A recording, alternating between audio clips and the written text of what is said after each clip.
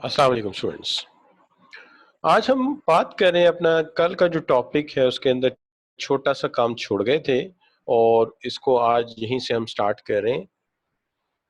دیکھیے میں last day آپ کے ساتھ بات کر چکا ہوں کلچرل ویب کے حوالے سے. اس کے بعد میں نے جو ہے کلچرل ویب سے آگے بڑھے تھے اور ہم نے بات کی تھی اس کے سارے ایسپیکٹس کے اوپر, اسٹوریز, ریچولس, سمبلس, کنٹرولز, یہ ساری بات کر ہوئی تھی. کل کلچرل ہینڈیز کلچرل ٹائپس پہ بھی بات ہوئی تھی.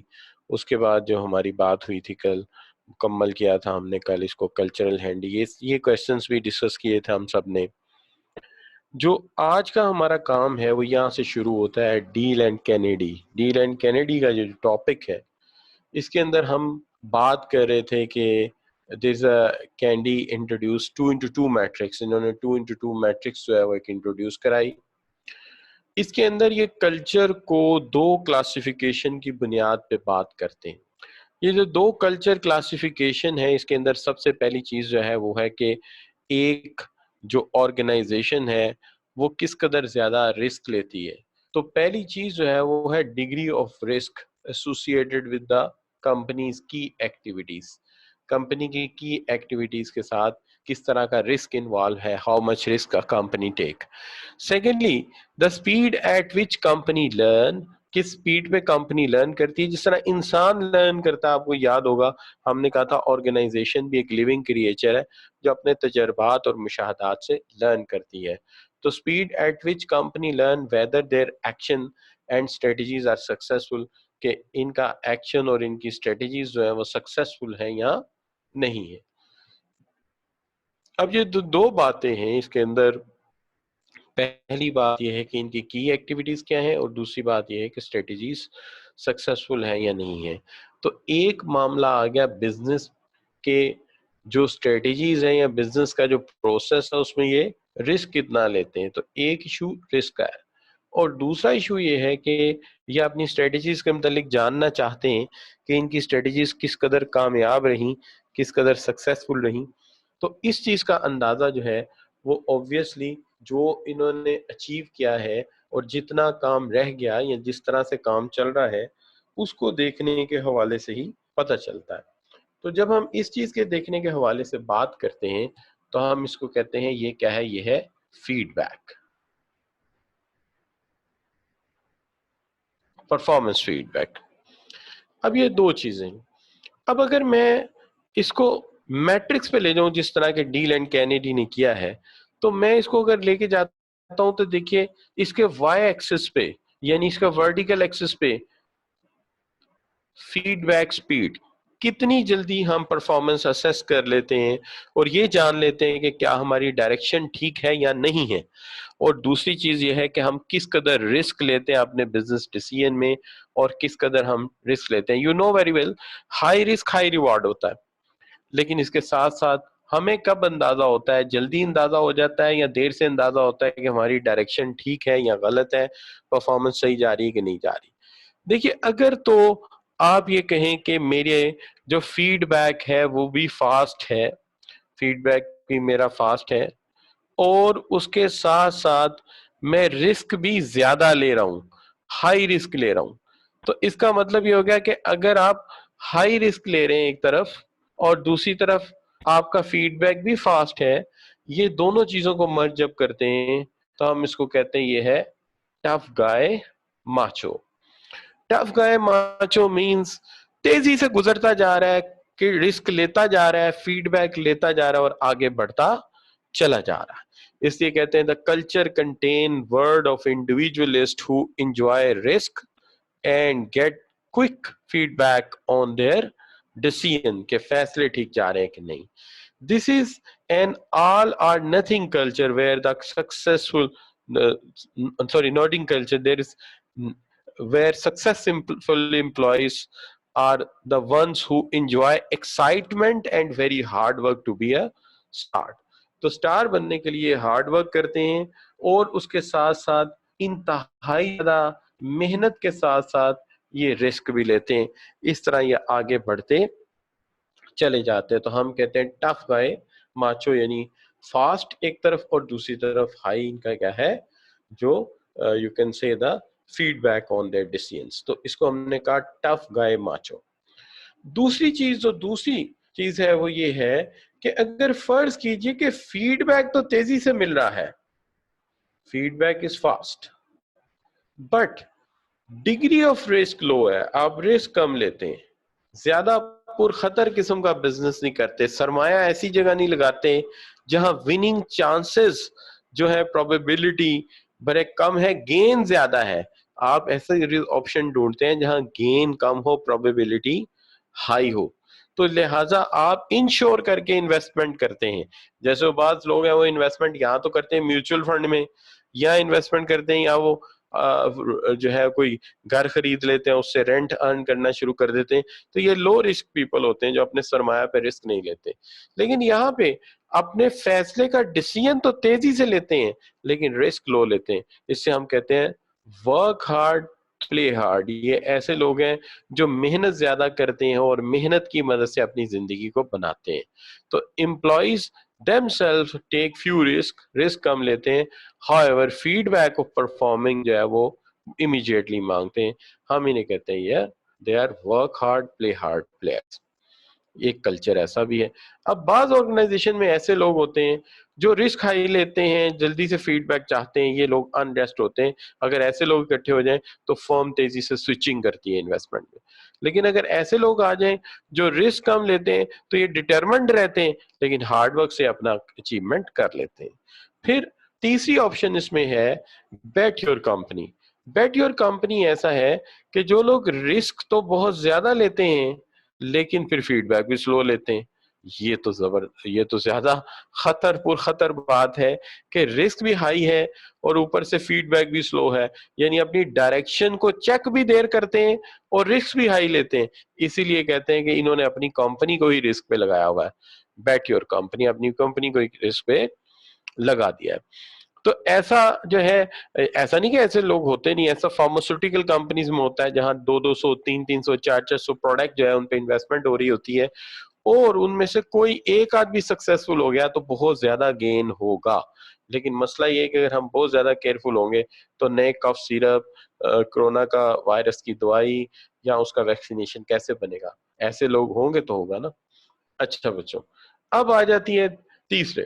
یہ تو بالکل ہی ایسے لوگ ہیں جو کہ آپ کہہ لیجئے کہ دونوں اعتبار سے ایسے ہیں, لو رسک لو فیڈ بیک, ٹھنڈا دودھ پینے والے اور لسی پی کے سونے والے لوگ. So it is a feedback بھی سلو ہے, رسک بھی سلو ہے. تو یہ لوگ ہیں جو ایک جو ہے سمپل انوائرمنٹ میں تو بڑے اچھے رہتے ہیں, لیکن ڈائنامک انوائرمنٹ مشکل ہوتا ہے. تو اس کے اندر انشورنس کمپنیز آ جاتی ہیں, گورنمنٹ آرگنائزیشنز آ جاتی ہیں. تو ہم انہیں کہتے ہیں کہ یہ پروسیس ہے. یہ کیا ہے؟ پروسیس ہے. So this is what you can say. یہاں زیادہ امپورٹنٹ بات یہ ہوگی کہ ان کا بیہیویئر بھلے آپ بعد میں سیکھیں, پہلے آپ کو یہ پتا ہونا چاہیے کہ اگر ایک ایسی سچویشن ہے جہاں پر ایسے لوگ ہیں جو فاسٹ فیڈ بیک اپنی حکمت عملی کا لیتے ہیں, رسک ہائی لیتے ہیں, they are tough guy macho. Secondly, اگر ایم سی کیو بنا تو اسی پہ بنے گا. اور ایسے لوگ ہیں فیڈ بیک فاسٹ لیتے ہیں, رسک لو لیتے ہیں, ورک ہارڈ. اور اگر ایسے لوگ ہیں جو کہ فیڈ بیک تو سلو لیتے ہیں, رسک جو ہے وہ ہائی لیتے ہیں, تو یہ ہے بیٹ یور کمپنی. اور اس کے بعد جو ہے آپ کیا آ جاتے ہیں, کون سے جی, ایسے لوگ جن میں سلو رسپانس اور فیڈ بیک اور رسک بھی کم لیتے ہیں, دے آر پروسیس. تو یہاں پہ آ کے جو ہمارا پہلا سیکشن کل کا رہ گیا تھا تھوڑا سا, وہ ختم ہو گیا 30th آر کا. تو اس کو میں یہاں پہ روکتا ہوں اور دوسری سلائیڈ آپ کے ساتھ شیئر کرتا ہوں.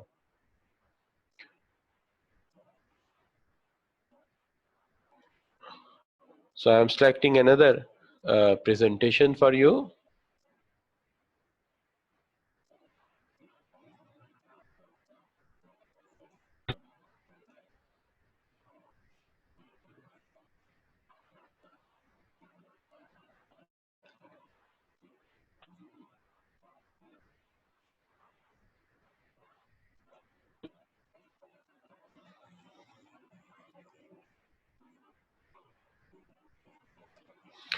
تو یہ آگے جناب آپ کے سامنے میری نئی سلائیڈ. نئی سلائیڈ کو لانے سے پہلے میں اس کے اندر جو چیزیں شیئر کرنا چاہتا ہوں, آپ کے ساتھ کلیئر کرنا چاہتا ہوں, وہ واضح کر دی جائیں. کہ دیکھیے, کلچرل آئس برگ بھی کل میں نے کرایا تھا, ایگر شین کو بھی ڈسکس کیا تھا, 7S McKinsey cultural web, Handy's cultural type, اس کے بعد ڈیل اینڈ کینڈی ہم نے ابھی کیا. ابھی ہم چل رہے ہیں, جیپنیز کی تھیوری ہے زیوچی, اس تھیوری کی طرف چلتے ہیں, اور پھر چلیں گے پیٹر اینڈ واٹر مین کی طرف. تو ابھی فی الحال ہم 7th تھیوری جو ہے اس پہ بات کرنے والے ہیں اس وقت. تو اس وقت ہم سب سے پہلے یہیں سے سٹارٹ کر دیتے ہیں جناب کے Uchi suggests that there were number of characteristic differentiated. اصل میں سب سے پہلی بات جو ہے, اگر آپ ایک ہسٹوریکل بیک گراؤنڈ دیکھیں, آپ سب بچے جانتے ہیں کہ what happens in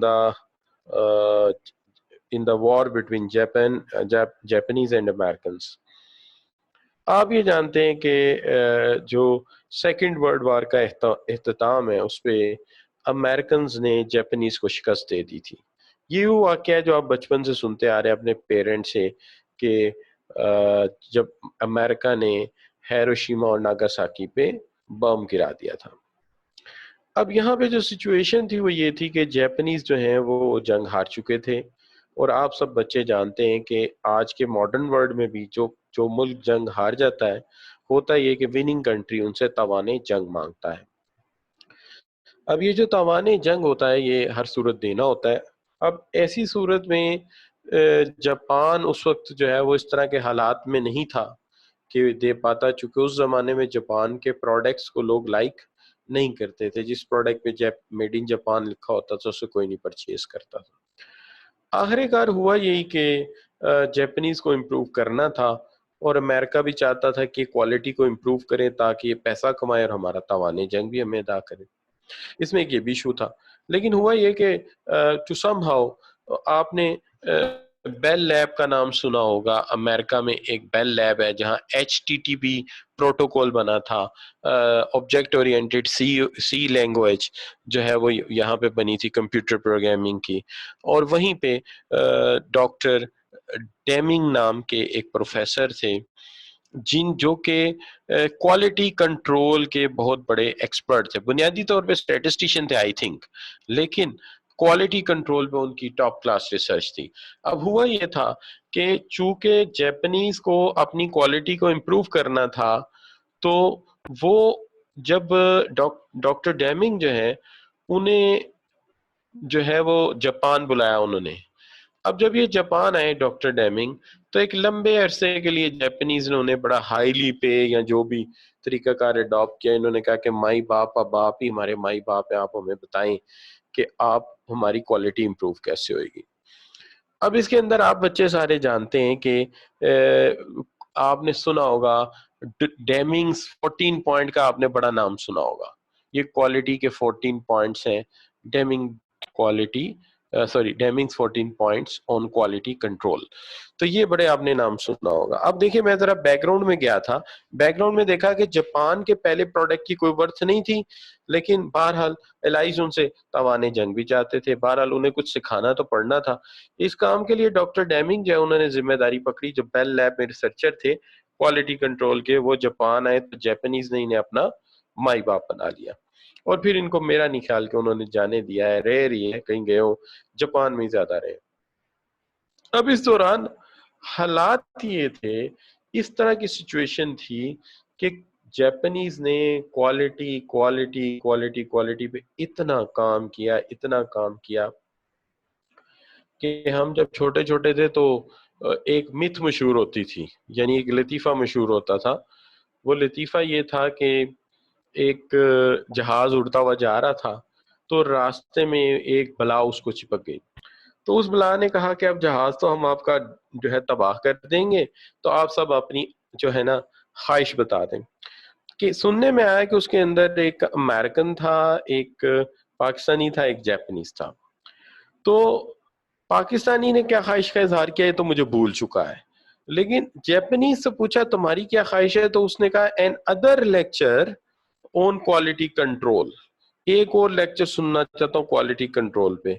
तो इस बार अमेरिकन ने उसको धिक्का दिया और आगे बढ़ा कर कहा I will be the first would like to die, मैं पहला बंदा हूं जो मरना चाहता हूं, मैं मजीद क्वालिटी पे कोई लेक्चर सुनना नहीं चाहता। यानी इतना जापानीज ने क्वालिटी पे काम किया था जिसकी इंतहा कोई नहीं। अब हुआ ये कि देखिए बहुत पीछे से चले, और फिर उसके बाद जब उन्होंने क्वालिटी को इम्प्रूव किया है, तो फिर सिचुएशन ये बनी कि अमेरिकन कार मैन्युफैक्चरर का जब जोड़ पड़ा जाके जापानीज कार मैन्युफैक्चरर्स के साथ अमेरिकन का जब टक्कर हुआ, तो जापानीज ने उनको बुरी तरह क्वालिटी में बीट कर दिया। पहले जापानीज ने क्वालिटी में ना सिर्फ उन्हें बीट किया कि दुनिया भर की मार्केट में मुकाम बनाया, एशिया में, यूरोप में, ऑस्ट्रेलिया में, और उसके बाद अफ्रीका तो है ही है, और अमेरिका में भी जब इनका ओपन मार्केट कॉन्ट्रैक्ट हुआ, तो जापानीज ने अपनी गाड़ियां अमेरिकन के को खूब बेची। लेकिन अमेरिकन जब अपनी बड़ी बड़ी गाड़ियां लेके जापान पहुंचे, तो जापानीज ने उसको बिल्कुल लाइक नहीं किया। Might be there are two reasons, Japanese ज्यादा लॉयल होते हैं अपने कंट्री के साथ और ज्यादा लिबरल नहीं होते, इस मामले में कंजर्वेटिव होते हैं। लेकिन दूसरी बात यह भी है कि जापानीज ने अपनी क्वालिटी को इतना इम्प्रूव कर लिया था कि अब वो बहुत ही अच्छी गाड़ियां प्रोड्यूस कर रहे थे और वो इनसे बहुत आगे निकल चुके थे। अब इसके अंदर जो बात आप कर रहे हैं, अगर मैं आपको रियल सेंस में बात करूं तो ये है कि अगर आप पाकिस्तान की हिस्ट्री देखते हो कार यूजिंग के हवाले से, तो मैं ये देखता हूं कि जो 60s की दहाई है, अमेरिका का $1 पाकिस्तान के 4 रुपए का है, 4 रुपए का है, नियर अबाउट 50-60s की बात है। पाकिस्तानी सिर्फ German वॉक्सवैन, BMW, Mercedes, American Ford, ये गाड़ियां यूज कर रहे थे। और फ्रैंकली स्पीकिंग उस वक्त तक जापानीज गाड़ियां थी कहाँ मार्केट में। इधर से हमारी करेंसी डिवैल्यू होना शुरू हुई, उधर से जापान ने गाड़ियों की क्वालिटी इंप्रूव करना शुरू हुई। तो सबसे पहली सक्सेस टोयोटा को मिली, जो कि बात है 1972 की। पहली गाड़ी इनकी मार्केट में आई which is make very successful. اس کے بعد ہوا یہ کہ جیپنیز کانٹینیوس کام کرتے گئے اور اپنی کوالٹی کو امپروو کرتے گئے. 1986 میں ایک سکسیسفل ماڈل آیا ٹویوٹا کا. اس کے بعد 90s تو پھر پورا وہ چھا گئے اور اس وقت پھر پاکستانیوں کی کرنسی بھی ڈی ویلیو ہو چکی تھی تو وہ جیپنیز کارز پہ سوئچ ہونا شروع ہو گئے. اب اس اسنا میں ابھی یہ کام چل ہی رہا ہے, لیکن پچھلے 10 سال میں تو میں نے ایک اور چیز دیکھی ہے, وہ یہ ہے کہ اب جیپنیز گاڑیاں جو ہیں وہ جرمن گاڑیوں کے ساتھ, جرمن کارز کے ساتھ بھی, یعنی بی ایم ڈبلیو, اس کے علاوہ جو ہے بی ایم ڈبلیو کے ساتھ ساتھ آپ کا مرسیڈیز, تو مرسیڈیز کو بھی انہوں نے ٹف ٹائم دینا شروع کر دیا. لکسس کے نام سے ان کی ایک کار ہے, یہ ایک برانڈ ہے ٹوٹا کا ہی, very successful brand. Anyway, اب ہم آتے ہیں واپس اپنی تھیوری کے اوپر. اب جب ہم اپنی تھیوری پہ آتے ہیں تو بات یہ ہے کہ جیپنیز کی ہاتھوں یا جیپنیز کی ترقی کے ہاتھوں امریکن کار مینوفیکچرر کی بری طرح پٹائی ہو رہی ہے. تو یہاں پر جو امریکن جو ہے وہ جب دیکھتے ہیں اور ایک سچویشن پیدا ہوتی ہے کہ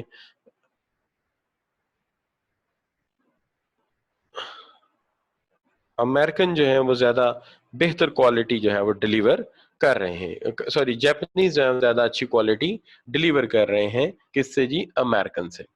اب اس کے اوپر ظاہر ہے کوئی ریسرچ ہونی چاہیے اور پتہ چلنا چاہیے کہ جیپنیز آگے کیوں ہے. تو ہم یہاں پہ ایک ریسرچ پڑھ رہے ہیں ولیم اوچی کی, جو کہ یہ بتاتا ہے کہ کیا ڈیفرینشیٹڈ کریکٹرسٹکس ہیں امریکن آرگنائزیشن کے اور جیپنیز آرگنائزیشن کے. اور بیسیکلی جو فرق ہے وہ آٹو موبائل انڈسٹری کے حوالے سے ہی دیکھا جا رہا ہے, چونکہ مین یہاں پہ ایک بڑا ڈفرنس نظر آ رہا ہے. تو کریکٹرسٹکس میں کیا فرق ہے جیپنیز اور امریکن فرمز کے جو ہیں وہ کیا ڈفرینسیشن ہے؟ Compared American organisation culture, American organisation culture کو تھیوری اے کہتا ہے اور جیپنیز اپروچ کو تھیوری جے کہتا ہے. تو اس کو جو ہے وہ موازنہ کرتا ہے. اب جب وہ موازنہ کرتا ہے تو کچھ ایسے کریکٹرسٹک سامنے آتے ہیں جس کو وہ زی تھیوری کے نام سے پرنٹ کرتا ہے, ولیم اوچی زی تھیوری. آپ کہیں گے سر زی تھیوری کیوں ہے؟ آپ کو یاد ہوگا میں نے تھیوری ایکس, میں نے آپ کو تھیوری ایکس اور تھیوری وائی پڑھائی تھی, یاد ہے موٹیویشن کے اندر میکریگر کے اینگل سے. تو میکریگر کے اینگل سے بنائی, تو چونکہ اس نام سے تو پہلے ہی تھیوری تھی, تھیوری ایکس تھیوری وائی, اور یہ اس کے ساتھ ہی پھر ایکسٹینڈڈ تھیوری آ جاتی ہے, جس کو ہم تھیوری زی کہتے ہیں, اور جس کو دینے والے ہیں پروفیسر زی اوچی کہہ لیجئے, ولیم زی اوچی کہہ لیجئے. تو وہ کہتے ہیں جو بڑا فرق ہے وہ فرق ہے سب سے پہلا امریکن اور جیپنیز میں میوچول ٹرسٹ کا. یہاں سپروائزر اپنے سب آرڈینیٹ پہ مکمل اعتماد کرتا ہے, مکمل اعتبار کرتا ہے. جونیئر سینئر ٹاپ مینجمنٹ اپنے آپ کو برانڈ ٹائی سمجھتے ہیں. کہنے کا مطلب یہ ہے کہ جو کمپنی کا برانڈ ہے اس کی جتنی ذمہ داری سی ای او, ڈائریکٹر, چیئرمین, اتنی ہی ذمہ داری آپریشنل لیول کے ورکر کے اوپر ہے. لہٰذا یہ اپنے آپ کو برانڈ ٹائی میں پارٹنر سمجھتے ہیں کہ جتنا برانڈ کے وہ ذمہ دار ہے اتنا ہی میں نیچے آپریشن ورک میں ہوں. تو ایک تو میوچول ٹرسٹ ہے, دوسرا یہ برانڈ ٹائی ہے. تیسری چیز جو نظر آتی ہے, کوئی فیصلہ, کوئی ڈیسیژن امپلائی کی انوالومنٹ کے بغیر نہیں ہوتا. ٹھیک ہے جی, امپلائی کی انوالومنٹ کے بغیر نہیں ہوتا, اور ہر چیز کو ود ان لمٹس کنٹرول کرنا ہے آپ نے. اب یہاں پہ جو تفصیلی فرق ہے وہ دیکھتے ہیں, جس کو میں نے ٹیبل میں پریزنٹ کیا ہے.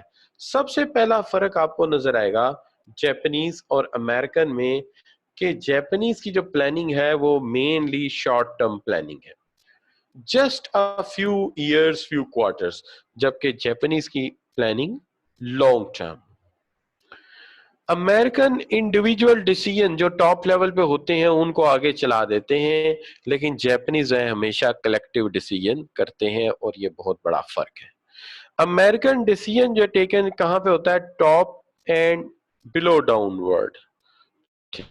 جیپنیز میں ڈیسیژن جو ہے وہ bottom, start at bottom and concede at higher up. اب آپ کہیں گے سر یہ ذرا بتا دیں, میں آپ کو کلیئر کرتا ہوں. دیکھیے بات یہ ہے, اگر ہمارے امریکہ میں ایک آرگنائزیشن کے 3 levels of management ہے. یہاں ڈیسیژن اوپر سے ہونا ہے اور وہ ڈیسیژن نیچے جو ہے وہ فارورڈ ہو جانا ہے, ٹاپ ٹو باٹم. لیکن جاپان نے یہ دیکھنا ہے جو نیچے بیٹھا بندہ ہے وہ کسٹمر کے ساتھ ڈائریکٹلی کنیکٹڈ ہے, لہذا وہ اس کو اس طرح پریزنٹ کرتے ہیں کہ جناب جو سب سے زیادہ کسٹمر سے کنیکٹڈ ہے وہ کسٹمر کی اوپینین لے گا, وہ رائے گا آگے فارورڈ کرے گا, اور وہ رائے سی ای او, میں نے الٹا بنایا نا اس کو چونکہ دیکھتے تو سی ای او ڈائریکٹر اس کو کنسیڈر کر کے اپروو کریں گے یا اس کو اپڈیٹ کر کے اپروو کر کے نیچے رائے کو واپس کر دیں گے. لہٰذا فیصلے کا بڑا فرق ہے, کہاں فیصلہ ٹاپ سے ہوتا ہے نیچے تک کنوے کیا جاتا ہے, اور کہاں نیچے بیٹھا بندہ جو کسٹمر کے ساتھ کنیکٹڈ ہے وہ فیصلے کے اوپر رائے دیتا ہے یا سجیشنز دیتا ہے اور وہ اوپر جاتی ہے اس پہ فیصلہ ہوتا ہے. تو ایک فرق ہے. اب یہ ہے کہ Japanese all do slow evaluation of decision making کرتے ہیں, ٹھیک ہے, اور یہ fast decision but slow implementation کرتے ہیں. تو فرق یہ ہے کہ جیپنیز فیصلہ سلو کرتے ہیں, امپلیمنٹیشن فاسٹ کرتے ہیں, اور امریکن فیصلہ جلدی کرتے ہیں, امپلیمنٹیشن سلو کرتے ہیں. تو یہ بہت بڑا فرق ہے. اب جو آرگنائزیشن کا فرق ہے وہ یہ ہے کہ جیپنیز جو ہیں وہ کلیکٹیولی رسپانسبل سمجھتے ہیں اپنے کام میں, اور یہاں پہ فرد کی ذمہ داری علیحدہ علیحدہ ہے. یہاں پر جاپان میں اگر ایک بھی دوست یا ایک بھی کلیگ اپنا کام ٹھیک نہیں کر پایا تو پورا یونٹ سمجھے گا یار یہ ہماری ذمہ داری تھی کہ ہم اس کو کام سمجھاتے, ہم اس کو کام کرنے میں مدد دیتے.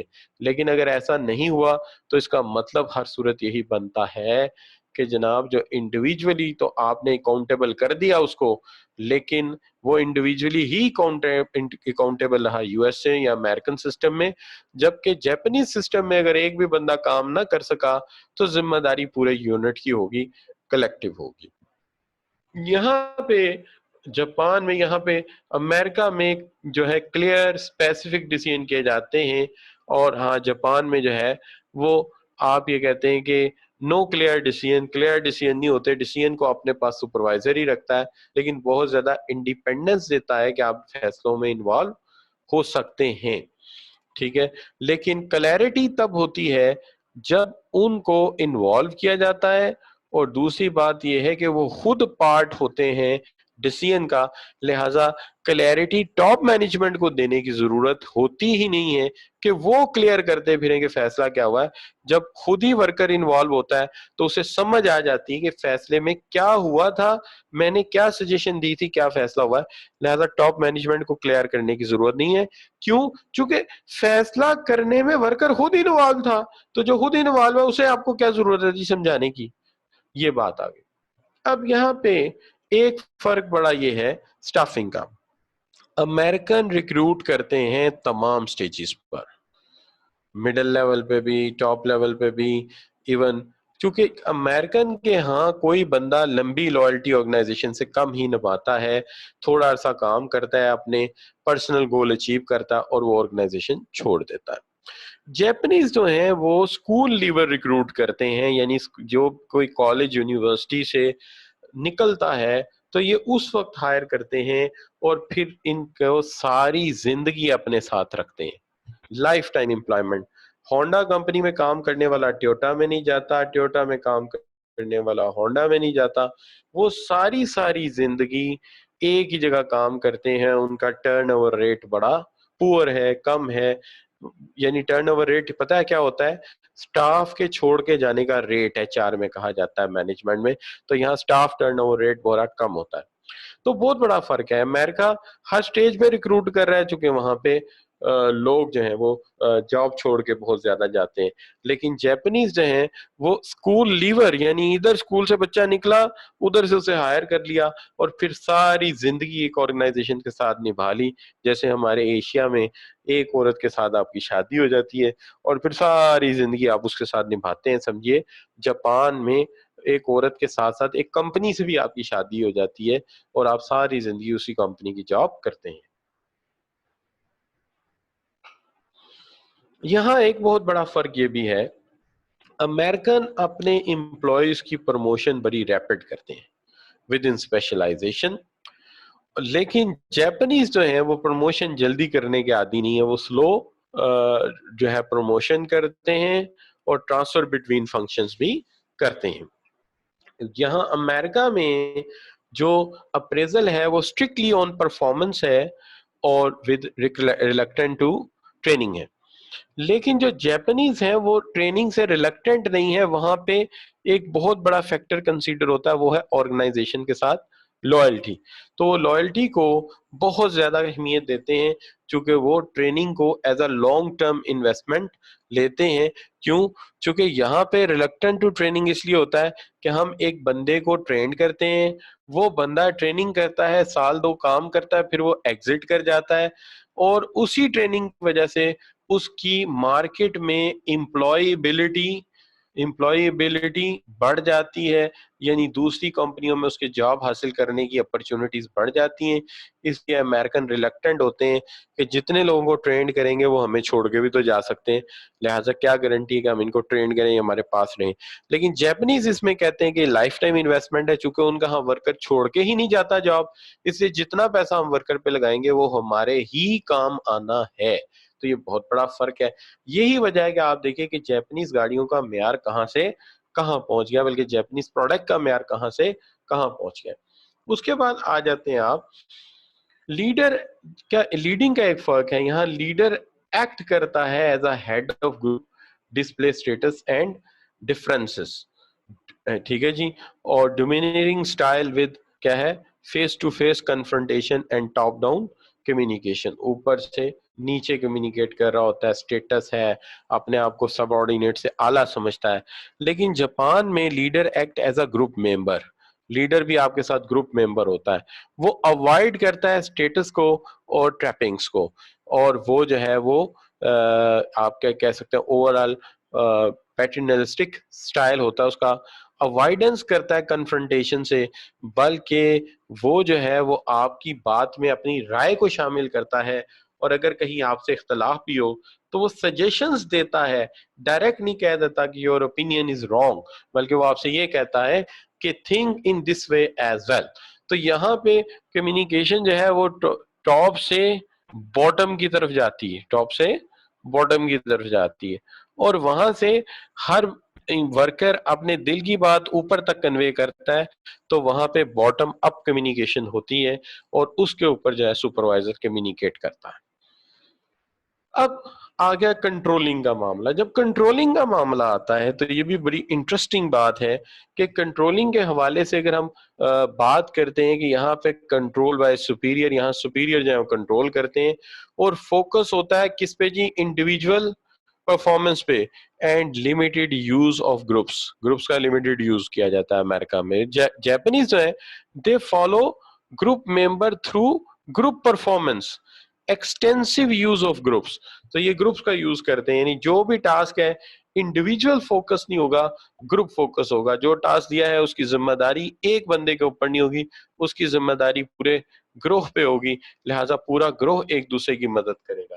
یہاں پہ گروہ بنائے جاتے ہیں, ٹیم بنائی جاتی ہیں, لیکن ہر ایک کا ایلوکیٹڈ ٹاسک دوسرے سے مختلف ہوتا ہے, اور چونکہ وہ انڈیویجولی آنسریبل ہوتا ہے اس لیے ان کے اندر وہ یونٹی اور وہ گروپ فنکشن یا وہ انڈرسٹینڈنگ پیدا نہیں ہوتی. یہی وجہ ہے کہ وہ سکلز بھی شیئر کرتے ہیں, یہی وجہ ہے کہ وہ اپنی ٹریننگ بھی جو دی ہوتی ہے وہ بھی شیئر کرتے ہیں, اور یہی وجہ ہے کہ وہ آئیڈیاز بھی آپس میں شیئر کرتے ہیں, اور اس کے ساتھ ساتھ اسی وجہ سے ان کی لائلٹی اپنی آرگنائزیشن سے بڑھ جاتی ہے, چونکہ وہاں محبت کرنے والے, بھائی چارہ رکھنے والے, اخلاق والے آپ کے کو ورکرز ہوتے ہیں, اور اگر آپ جاب چھوڑنا بھی جائیں تو کو ورکر آپ کو جانے نہیں دیتے, اور وہ آپ کو اپنے ساتھ ایسوسیٹ کر کے رکھتے ہیں. تو بتائیے ایسے ماحول کو چھوڑ کے کون جاتا ہے؟ کسی کا دل چاہے گا ایسے ماحول کو چھوڑ کے جانے کو؟ یہ تو ایک طرح سے فیملی انوائرمنٹ ہے جو ذمہ داری آپ کو دی, دوستوں کو بھی پتا ہے کہ آپ کے اوپر ذمہ داری لگی ہے, اور اگر آپ سے نہیں ہو رہی تو دوست آپ سے پوچھیں گے یار کیا مسئلہ, بتاؤ کہ تمہاری مدد کریں, چونکہ اگر کام نہ ہوا تو سب کی ذمہ داری پڑے گی. تو وہ ٹریننگ کی مدد دیں گے, شیئرنگ بھی کریں گے اسکلز کو, اپنی جو نالج ہے وہ بھی شیئر کریں گے, اور کمیونیکیشن بھی اوپن ہوگی.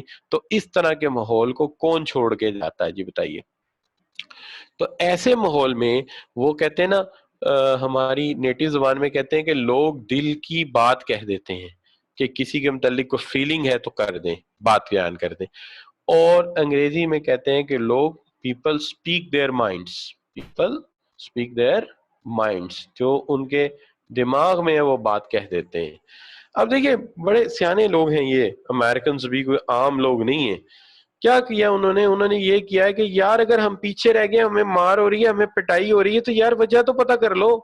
اچھا ہم لوگ تو ماشاءاللہ اتنے سیانے لوگ ہیں کہ کسی چیز میں کامیاب ہو جائیں تو کامیابی کی ریزن پہ ریسرچ نہیں کرتے کہ کیا ہے. کبھی ہاکی میں ہم ورلڈ چیمپئن تھے، اچھا تو ہم نے کبھی نہیں سوچا کہ ریسرچ کر لیں کہ اس کے فیکٹر کیا ہیں کہ ہم کامیاب ہیں، تاکہ ان فیکٹرز پہ توجہ دے سکیں.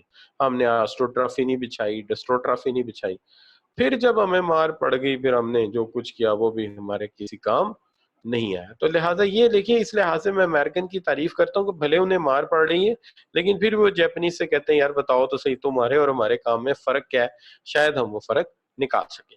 لیکن وہ فرق نکل نہیں سکے گا. اس کی وجہ پتہ کیا ہے؟ آپ کو یاد ہوگا جب میں آپ کو ایک تھیوری پڑھا رہا تھا، میں آگے چل کے اس کے اوپر بات کروں گا، میں بات کروں گا آگے چل کے ہوفسٹیڈ کی تھیوری میں. آپ نے مجھے یاد کرانا ہے. تو ہوفسٹیڈ کی تھیوری میں بات کروں گا انڈیویجولزم، آپ لکھ لیجئے انڈیویجولزم ورسز کلیکٹیوزم. وہاں جا کے میں اس کی کلئی تھوڑی اور کھول دوں گا کہ مسئلہ ہے کیا. تو یہ چیز آ گئی بچوں، کلیئر جی؟ تو یہاں تک ایک چیز جو ہے آپ کے سامنے کھل کے آ گئی. اب یہاں تک پھر بات کرتے ہوئے ایک دفعہ سم اپ کر دیا جائے، موازنہ تو بہت ہو گیا. تو زی تھیوری کیا کہتی ہے؟ زی تھیوری یعنی ایز اے تھیوری، یہ تھوڑی ہے کہ ایک تھیوری کو ہم یوں ایکسپلین کر کے بے فکر ہو جائیں جی امریکن یوں ہوتے ہیں اور جاپنیز یوں ہوتے ہیں. یار اس سے کچھ آہذ تو کرنا ہے کہ نہیں کرنا؟ تو جو آہذ کرنا ہے، کنکلوڈ کرنا ہے، اس کو تو لکھیں. تو وہ کیا ہے؟ سب سے پہلے کنکلوڈ یہ کرتے ہیں کہ امپلائمنٹ فیئرلی لانگ ٹرم ہونی چاہیے اور امپلائی کی لائلٹی ہونی چاہیے آرگنائزیشن کے ساتھ. ٹھیک ہے جی؟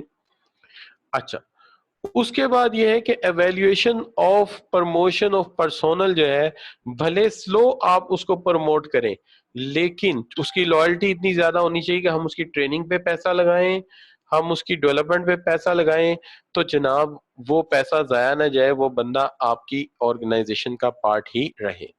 اس کے بعد تیسری چیز جو آ جاتی ہے وہ آ جاتا ہے کیریئر پاتھ.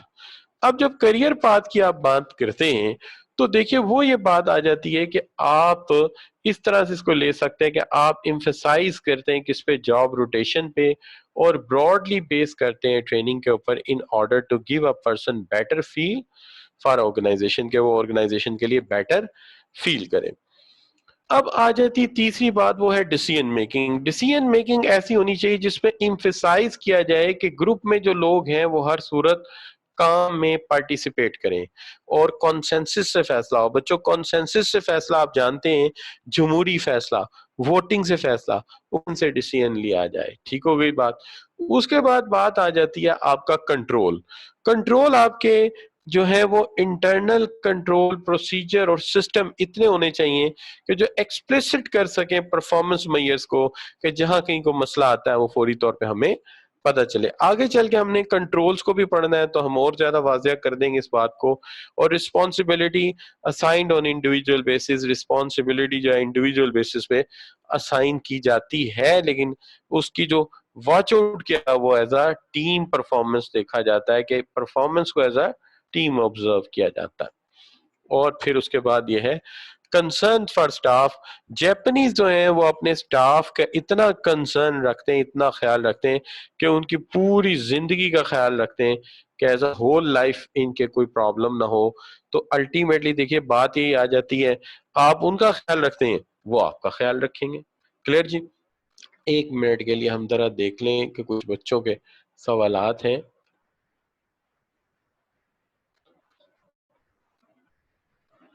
سر ہمارا تو ڈسیبل آ رہا تھا، کل کلاس ہوئی تھی.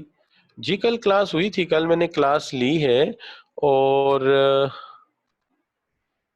وہ پھر کل کلاس میں نے لی ہے اور کل کلاس میں بھی پارٹیسپینٹ کوئی 18-20 سے زیادہ لوگ نہیں آئے تھے.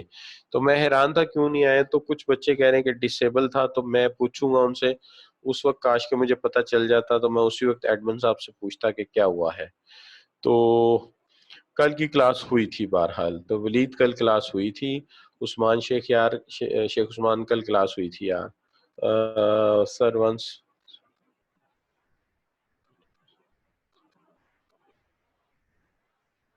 اچھا تو سر یہ آ رہا تھا. اچھا اس کے بعد ایک بچہ مجھے کہہ رہا ہے کہ 86 کرولا آج بھی فیمس ہے. جی بالکل فیمس ہے, جاپانیز کی ہر گاڑی پاپولر ہوئی ہے. 86 is popular, 72 is popular, and then onward اس وقت بھی جو ان کی گاڑیاں آ رہی ہیں, مینز ٹویوٹا یارس جو آ رہی ہے, اور اس سے پہلے جو ان کی G L I X L I ہے, they are very successful cars, وہ بڑی کامیاب رہی ہیں. آلدو کہ some reported errors are there کہ ہوئے ہیں, کا دکا میں نے نیٹ پہ دیکھے, لیکن گاڑیاں کافی ان کی سکسیسفل رہی ہیں. اچھا تو میں یہ ضرور بات کروں گا ان کے ساتھ. باقی بچے جو ہیں اس کے اندر ایک سوال یہ آیا کہ sir while studying the in C theory staff need job satisfaction, it is true, sorry. نہیں دیکھیے بات یہ ہے کہ بالکل آپ صحیح فرما رہے ہیں, اور بالکل صحیح آپ کو سمجھ آئیے کہ بات اصل میں ہوتی ہے کہ ہم اپنی جاب سے سیٹسفائیڈ ہوں گے, موٹیویٹڈ ہوں گے کہ ہاں یار اس جاب کو کر کے ہم نے کچھ کمایا ہے, تو تبھی ہم ایڈ ان ایفرٹ کریں گے نا. لیکن بھائی اگر بات یہ ہے کہ اگر جاب ہمیں کچھ نہیں دے رہی تو الٹیمیٹلی ہم اس کے لیے پھر ایفرٹ کیسے کر سکتے ہیں. تو یہ ایک نیچرل بات ہے, آپ نے جو بات کی ہے بالکل ٹھیک ہے کہ جاب سیٹسفیکشن کے بغیر آگے معاملہ بڑھ ہی نہیں سکتا. جب تک جاب سیٹسفیکشن نہیں ہوگی نتھنگ از پاسبل, کوئی بھی چیز پاسبل نہیں ہو سکتی. تو یہ بڑی امپورٹنٹ چیز ہے کہ we must be satisfied from our job, ہم اپنی جاب سے سیٹسفائیڈ ہوں تو پھر ہی بات آگے بڑھتی. اچھا بچوں, اب اس کے بعد ہم آ جاتے ہیں اس طرف جو کہ ہمارا نیکسٹ ایریا ہے جس کے اوپر ہم بات کرنا چاہتے ہیں, وہ ہے آپ کا Peters and Waterman's innovative companies. Peter and Waterman's innovative companies کی بات کرتے ہیں. Identified 43 companies which are excellent in their performance. بات اصل میں یہ ہے کہ بچوں آج کا زمانہ جو ہے نا وہ انوویشن کا زمانہ ہے, وہ جدت کا زمانہ ہے. تو میں آلدو کے یہاں جیپنیز اوچی کی تھیوری کو وائنڈ اپ کر کے آیا ہوں, تو پیٹرز اینڈ واٹرمینز کی جو ہے وہ انوویٹو کمپنیز کی طرف میں جا رہا ہوں. دیکھیے بات بڑی سمپل سی ہے. اگر کبھی آپ گوگل پہ جائیں اور لکھیں top 100 brand of the world, 100 brands of the world, تو میں آپ سے کہوں گا کہ اچھا بچوں دنیا کے 100 کامیاب برانڈز کی ایک لسٹ آ جائے گی ورتھ کے اعتبار سے. اچھا خوبی کی بات یہ ہے کہ کبھی آپ کرنا کہ جس ملک کے بھی اس کے اندر 6 پروڈکٹ ہوں گے وہ کنٹری جو ہے وہ ڈیولپ کنٹری ہوگا. اندازہ کر لینا 6 برانڈ جس کے اس کے اندر ہیں وہ سکسیسفل, یا وہ آپ کہہ لیجئے کہ وہ دنیا کا ڈیولپ کنٹری ہوگا. چونکہ آج کا جو زمانہ ہے وہ یہی ہے کہ آپ کتنا اچھا برانڈ بناتے ہیں, کیا کوالٹی دیتے ہیں, وہ برانڈ کتنی اچھی ویلیو ڈیلیور کرتا ہے, اسی کی بنیاد پہ تمام فیصلے ہو جاتے ہیں. اب اس میں بڑی انٹرسٹنگ بات یہ ہے کہ میں ایک دن ایک کتاب پڑھ رہا تھا, وہ کتاب تھی ڈیولپمنٹ اکنامکس. اچھا وہ ڈیولپمنٹ اکنامکس ایک بڑے مشہور آتھر ہیں, نام ان کا ذرا آپ کے لیے بڑا عجیب سا ہوگا, ان کا نام تھا مائیکل پی ٹوڈیرو.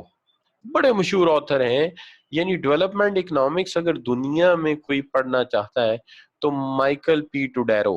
تو مائیکل پی ٹوڈیرو کی کتاب کا جو پری فیس لکھا تھا اس کو میں نے جب پڑھا تو اس کے اندر اس نے لکھا کہ دنیا کی جو قومیں ترقی کر رہی ہیں ان کے اندر ڈیولپ ہونے سے پہلے ایک چیز آتی ہے, اس کو ہم کہتے ہیں economic motivation and economic ego. Economic motivation کا مطلب یہ ہے کہ وہ قوم اجتماعی طور پہ سوچتی ہے کہ اب ہم پسماندہ نہیں رہیں گے, دنیا میں ہم نے ایک عزت کمانی ہے, بہت ذلیل ہو گئے, بڑی ذلت کما لی, اب وقت آ گیا ہے کہ ہمیں کچھ کر کے دکھانا ہے. تو اس کو وہ کہتے ہیں کہ یہ ہے اکنامک موٹیویشن. دوسری چیز جو وہ کہتے ہیں اکنامک ایگو. اکنامک ایگو میں وہ یہ کہتے ہیں کہ قوم یہ کہتی ہے کہ ہم نے بہت امداد لی, ہم نے ہر مشکل وقت میں دنیا سے چندہ اکٹھا کیا, اب جو وقت آ رہا ہے ہم نے کسی سے امداد بھی نہیں لینی اور ہم نے اپنی عزت کو بچانا ہے. بھلے زلزلہ آ جائے, فلڈ آ جائے, ڈوب جائیں گے, مر جائیں گے, لیکن اب لوگوں کسی سے مانگیں گے نہیں. تو وہ کہتے ہیں, مائیکل پی ٹوڈیرو کہتے ہیں, یہ دو چیزیں قوم میں پیدا ہو جائیں تو پھر قوم میں ترقی کر جاتی. اور تیسری چیز وہ کہتے ہیں انٹرپرینل ایفرٹ, جس میں انوویشن ہے, جدت ہے, کہ سوچنے کا نیا انداز, سوچنے کا نیا طریقہ. اب میں نے اس دن بات کی تھی کہ بیٹا ہمیشہ یہ نہیں ہوتا کہ جو سپیس میں جا رہا ہے ہم وہ بنیں گے تو ہی کامیاب ہوں گے. نہیں, اگر برگر بھی اچھا بنا رہا ہے میک ڈونلڈ تو ایک برانڈ تو ہے, کے ایف سی اچھا برگر بنا رہا ہے تو کیا ہے, تو بن ٹکی نا, لیکن نام ہے دنیا میں. کیوں؟ they do it, work it with a brand name and with the quality. تو اگر اس طرح سے کام کیا جائے تو برانڈ بن جاتے ہیں. سب وے کا نام بھی ہے, میک ڈونلڈ کا نام بھی ہے, کے ایف سی کا نام بھی ہے, اور جہاں تک میرا خیال ہے کے ایف سی اور میک ڈونلڈ تو لیڈنگ 25 برانڈ میں ہے, اور سب وے میں نے چیک نہیں کیا, آپ کر لیجئے گا تو ترقی. اسی طرح اگر آپ دیکھیں کوریا کو کوئی پوچھتا ہی نہیں تھا. ہمارے ادھر ایک اکانومسٹ ہوتے تھے بڑے مشہور, ان کا نام تھا ڈاکٹر محبوب الحق. Dr. Mehboob Ulhaq was a finance minister when the 1962 Ayub Khan was in the rule and he has started as a presidential system. تو اس وقت انہوں نے پاکستان کے 2 5 ایئر پلان بنائے تھے. مجھے آج بھی یاد ہے, میں ایک اکنامکس کی بک میں پڑھ رہا تھا تو اس کے اندر لکھا ہوا تھا کہ اس وقت جب وہ سیکنڈ 5 ایئر پلان انہوں نے لانچ کیا تو ان کو ورلڈ بینک نے کہا کہ اگر اس طرح کے 2 سے 3 پلان اور آپ رن کر دیں تو پاکستان کا نام ہم ڈیولپنگ کنٹریز کی لسٹ سے نکال کے ڈیولپ کنٹریز کی لسٹ میں ڈال دیں گے. انفارچونیٹ یہ ہوا کہ 1965 میں ایک وار زبردستی ہمارے اوپر لانچ کر دی انہوں نے, اس کے بعد 71 میں ایک وار لانچ کر دی. وہ 2 وار جب لڑی تو ہماری معیشت میں اسٹیبلٹی نہ رہی جو کہ اس وقت پوٹینشیل آ گیا تھا. بہرحال اچھے دن اب بھی آئیں گے انشاءاللہ, کوئی ایسی بات نہیں ہے. تو 43 کمپنیز ہیں, یہ کیسے کام کرتی ہیں, کس طرح لے کے چلتی ہیں, کیا کریکٹرسٹکس ہیں ان کے, کہ یہ انوویٹ کرتی ہیں پروڈکٹ کو, اور وہ پروڈکٹ اتنا بکتا ہے مارکیٹ میں, اتنا بکتا ہے مارکیٹ میں کہ ان کے شیئرز کی ویلیو اچھی ہے, ان کے برانڈ امیج کی ویلیو اچھی ہے, ان کے جناب جو ہے وہ ریٹ آف ریٹرن ان کا ہائی ہے. تو اس کے اندر اگر آپ دیکھتے ہیں تو سب سے پہلی چیز یہ ہے پروڈکٹیوٹی تھرو پیپل. آپ کو یاد ہے میں نے آرگنائزیشن کو جب انٹروڈیوس کرایا تھا پرسوں والے لیکچر میں, تو میں نے کہا تھا it is not the gun but man behind the gun is important. Mao Tse Tung کہتا ہے کہ بھئی بات یہ ہے مشینیں امپورٹنٹ نہیں ہوتی, ہمیشہ انسان ہی امپورٹنٹ ہوتا ہے. تو پروڈکٹیوٹی تھرو پیپل, وہ کس طرح سے, treating staff with dignity. Staff کو ڈگنیٹی کے ساتھ ٹریٹ کرو, رسپیکٹ کے ساتھ ٹریٹ کرو, کیونکہ جو ڈیفرنس ڈالنا انہوں نے ہی ڈالنا ہے. اگر ان کو رسپیکٹ نہیں دو گے تو پھر کہاں سے برانڈ اچھا ہوگا. ایکشن کیا ہے, bias, focusing on achievement and result rather than کیا ہے, نیول گیزنگ, کے بجائے اس کے کہ تم اوفینسو ہو, ڈسکریس کرو, ہمیشہ اچیومنٹ ریزلٹ پہ ہونی چاہیے, فوکس ریزلٹ پہ ہونا چاہیے. اور پھر سمپل فرام کیا ہے, lean staff, informal process and flat structure. Organization زیادہ کامیاب وہ ہیں جن کے لیئرز آف اسٹرکچر زیادہ بڑے نہیں ہیں, جن کا سپین آف کنٹرول نیرو نہیں ہے, بلکہ وہ آرگنائزیشن فلیٹ ہیں, ایک سپروائزر کے انڈر زیادہ ورکر کام کریں, اور کمیونیکیشن بہت زیادہ فارمل نہیں بلکہ انفارمل ہے. تو ایسی آرگنائزیشن زیادہ کامیاب ہے. انہیں فلیٹ اور ٹال آرگنائزیشن آپ کو پہلے پڑھا دی تھی آرگنائزیشن اسٹرکچر میں, یاد ہوگا آپ کو, اگر نہیں تو آپ پڑھ لیجئے گا دوبارہ, کہ زیادہ کامیاب آرگنائزیشن وہ ہے جو کہ فلیٹ ہے. فلیٹ آرگنائزیشن کیوں کامیاب ہے, اس کی وجہ یہ ہے کہ ٹاپ مینجمنٹ کا فاصلہ آپریشن سٹاف سے تھوڑا ہوتا ہے, اس لیے جو بھی انسٹرکشن اوپر سے دی جاتی ہے وہ جلدی پہنچ جاتی ہے, اور جو بھی پرابلم نیچے آتی ہے وہ اوپر جلدی کمیونیکیٹ ہو جاتی ہے. اس لیے فلیٹ سٹرکچر زیادہ سکسیسفل ہے. اور انفارمل کمیونیکیشن ہمیشہ انسان کھل کے بات کر سکتا ہے, اور دوسرا فارمل کمیونیکیشن کے لیے ٹریننگ بہت چاہیے ہوتی ہے, اس سے انفارمل کمیونیکیشن زیادہ سکسیسفل رہتی ہے. Stick to the knitting, identify core competencies, focus on those, صرف فوکس کرو اس کے اوپر جو تمہارا کور ہے, باقی کو آؤٹ سورس کر دو. اب آؤٹ سورس کرنا کوئی بڑی بات نہیں ہے. دیکھیے ٹویوٹا کار مینوفیکچرر ہے, آپ نے ٹویوٹا کی کار چلائی بھی ہوگی, دیکھی بھی ہوگی. اچھا, ٹویوٹا کی گاڑی کا اگر ہم بونٹ کھولیں تو بیٹری کس کی لگی, نہیں, بیٹری تو اے جی ایس کی لگی ہوئی ہے, بلکہ اس سے پہلے ایف بی کی لگا کے دیتے تھے. ٹائر دیکھیں, ٹائر ٹویوٹا کے لگے ہوئے ہیں, نہیں ٹائر ٹوٹا کے نہیں ہے, ٹائر تو جنرل موٹرز کے لگے ہوئے, جنرل ٹائرز کے لگے ہوئے, ٹھیک ہے جی. اسی طرح اگر آپ ایئر کنڈیشن دیکھیں تو وہ سینڈن کا لگا ہوا, تو آپ پوچھیں گے یار کہ یہ کیوں ہو رہا ہے جی, کلچ پلیٹ ڈائک ان کے ڈالے ہوئے انہوں نے, اب یہ کیوں ہو رہا ہے؟ اس کی وجہ یہ کہ بھائی ٹویوٹا کی اصل فیلڈ جو ہے وہ کار کی ڈیزائننگ اور انجن ہے, کور کام انہوں نے اپنے پاس رکھا ہوا ہے اور باقی آؤٹ سورس کیا ہوا ہے, ہونا بھی یہی چاہیے. اس کی بڑی آسان سی ایگزامپل یہ ہے کہ میں آپ سے کہتا ہوں آپ ایک سول انجینئر ہیں, آپ ایک ٹاور بنا دیں, آپ کہتے ہیں ٹھیک ہے جی میں ایک بزنس ٹاور بنا دیتا ہوں, لیکن آپ کا ایریا سول انجینئرنگ ہے, ٹھیک ہے نا جی, لیکن اس کے اندر جو الیکٹریکل ورک ہے اگر وہ بھی آپ خود کریں گے تو آپ بہت نکما کام کریں گے, اور اس کے اندر واٹر اور سینیٹیشن بھی آپ کریں گے تو اس سے بھی نکما کام کریں گے.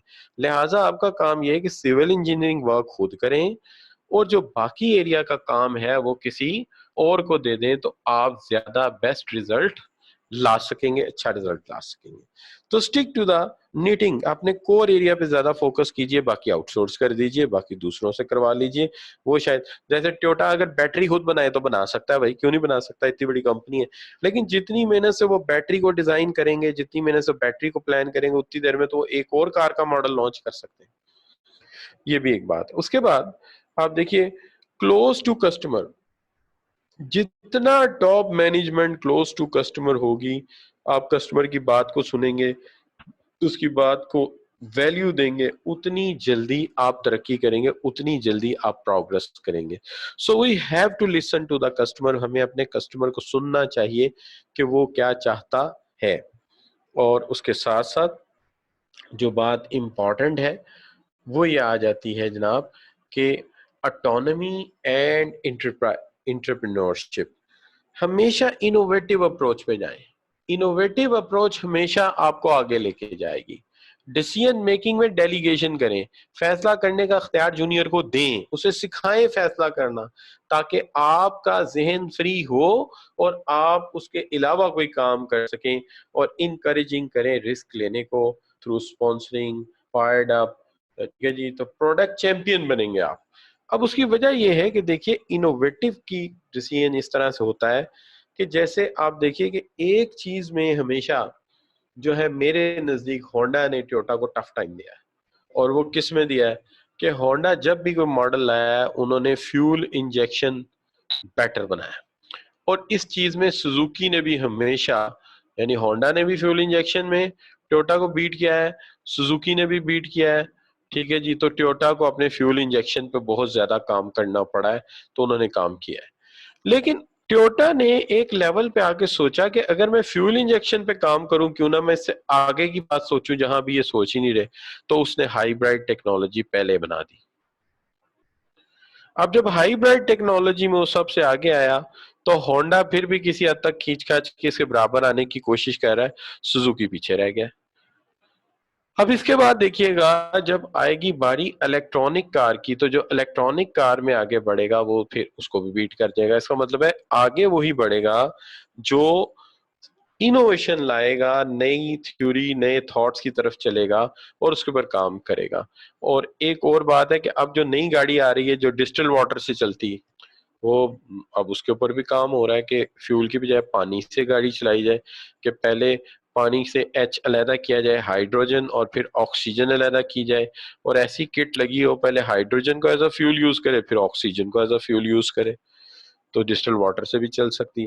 تو جو کمپنی اس کے اوپر پھر آگے بڑھے گی, کام کرے گی, الٹیمیٹلی ظاہر ہے جی وہ پھر پہلے آگے آ جائے گی مارکیٹ میں. تو سیدھی بات یہ ہے کہ اس کے اندر ہمیشہ آپ نے آگے کی طرف جانا ہوتا ہے, پیچھے کی طرف نہیں دنیا آتی. دنیا جو ہے وہ فاسٹ فارورڈ چلتی ہے, اسے ہمیشہ ذہن میں رہنا چاہیے کہ ہمارا موو, ہماری ایکٹیویٹی آگے کی طرف جائے گی. دوسری طرف آپ چلتے ہیں تو بات آ جاتا ہے سائملٹینیس لوز ٹائٹ پراپرٹیز. کیا ہے جی, سینٹرلائزنگ کور ایکٹیویٹیز. کور ایکٹیویٹیز سینٹرلائز کی جائیں and values, and decentralise rest, باقی ڈیسینٹرلائز کر دیں. مثال کے طور پہ آپ جانتے ہیں کہ آپ کی core competency as a car manufacturer engine ہے, تو انجن جاپان سے بنائیں, جیسے سوزوکی نے اب کیا ہے کہ انجن سارے وہ مین جگہ پہ بناتے ہیں, ہر جگہ انجن نہیں بناتے. باقی اسمبلنگ آپ ہر جگہ کریں, انجن ڈبہ پیک ہم بھیج دیں گے جہاں سے بھی چاہیے ہوگی. کیوں؟ پریویسلی انہیں کمپلینٹس ملی ہیں کہ دنیا بھر میں بننے والی سوزوکی کی کوالٹی ڈفرنٹ ہے, تو انہوں نے بہت سارے ملکوں سے یہ کہا ہے کہ ہم انجن مینوفیکچرنگ نہیں دیں گے, کار آپ بنائیں, باقی آپ چیسی بنائیں, آپ اس کے شاکس لگائیں, ہر چیز فٹ کر لیں, بنا بھی لیں, لیکن یہ جو 3 4 5 چیزیں ہیں یہ ہم سینٹرلائز کریں گے. تو کور ایکٹیویٹی سینٹرلائز کر لی جائے, باقی جو ہے وہ سوئچ اوور کر دیا جائے, اس سے فرق نہیں پڑتا. ٹھیک ہے جی.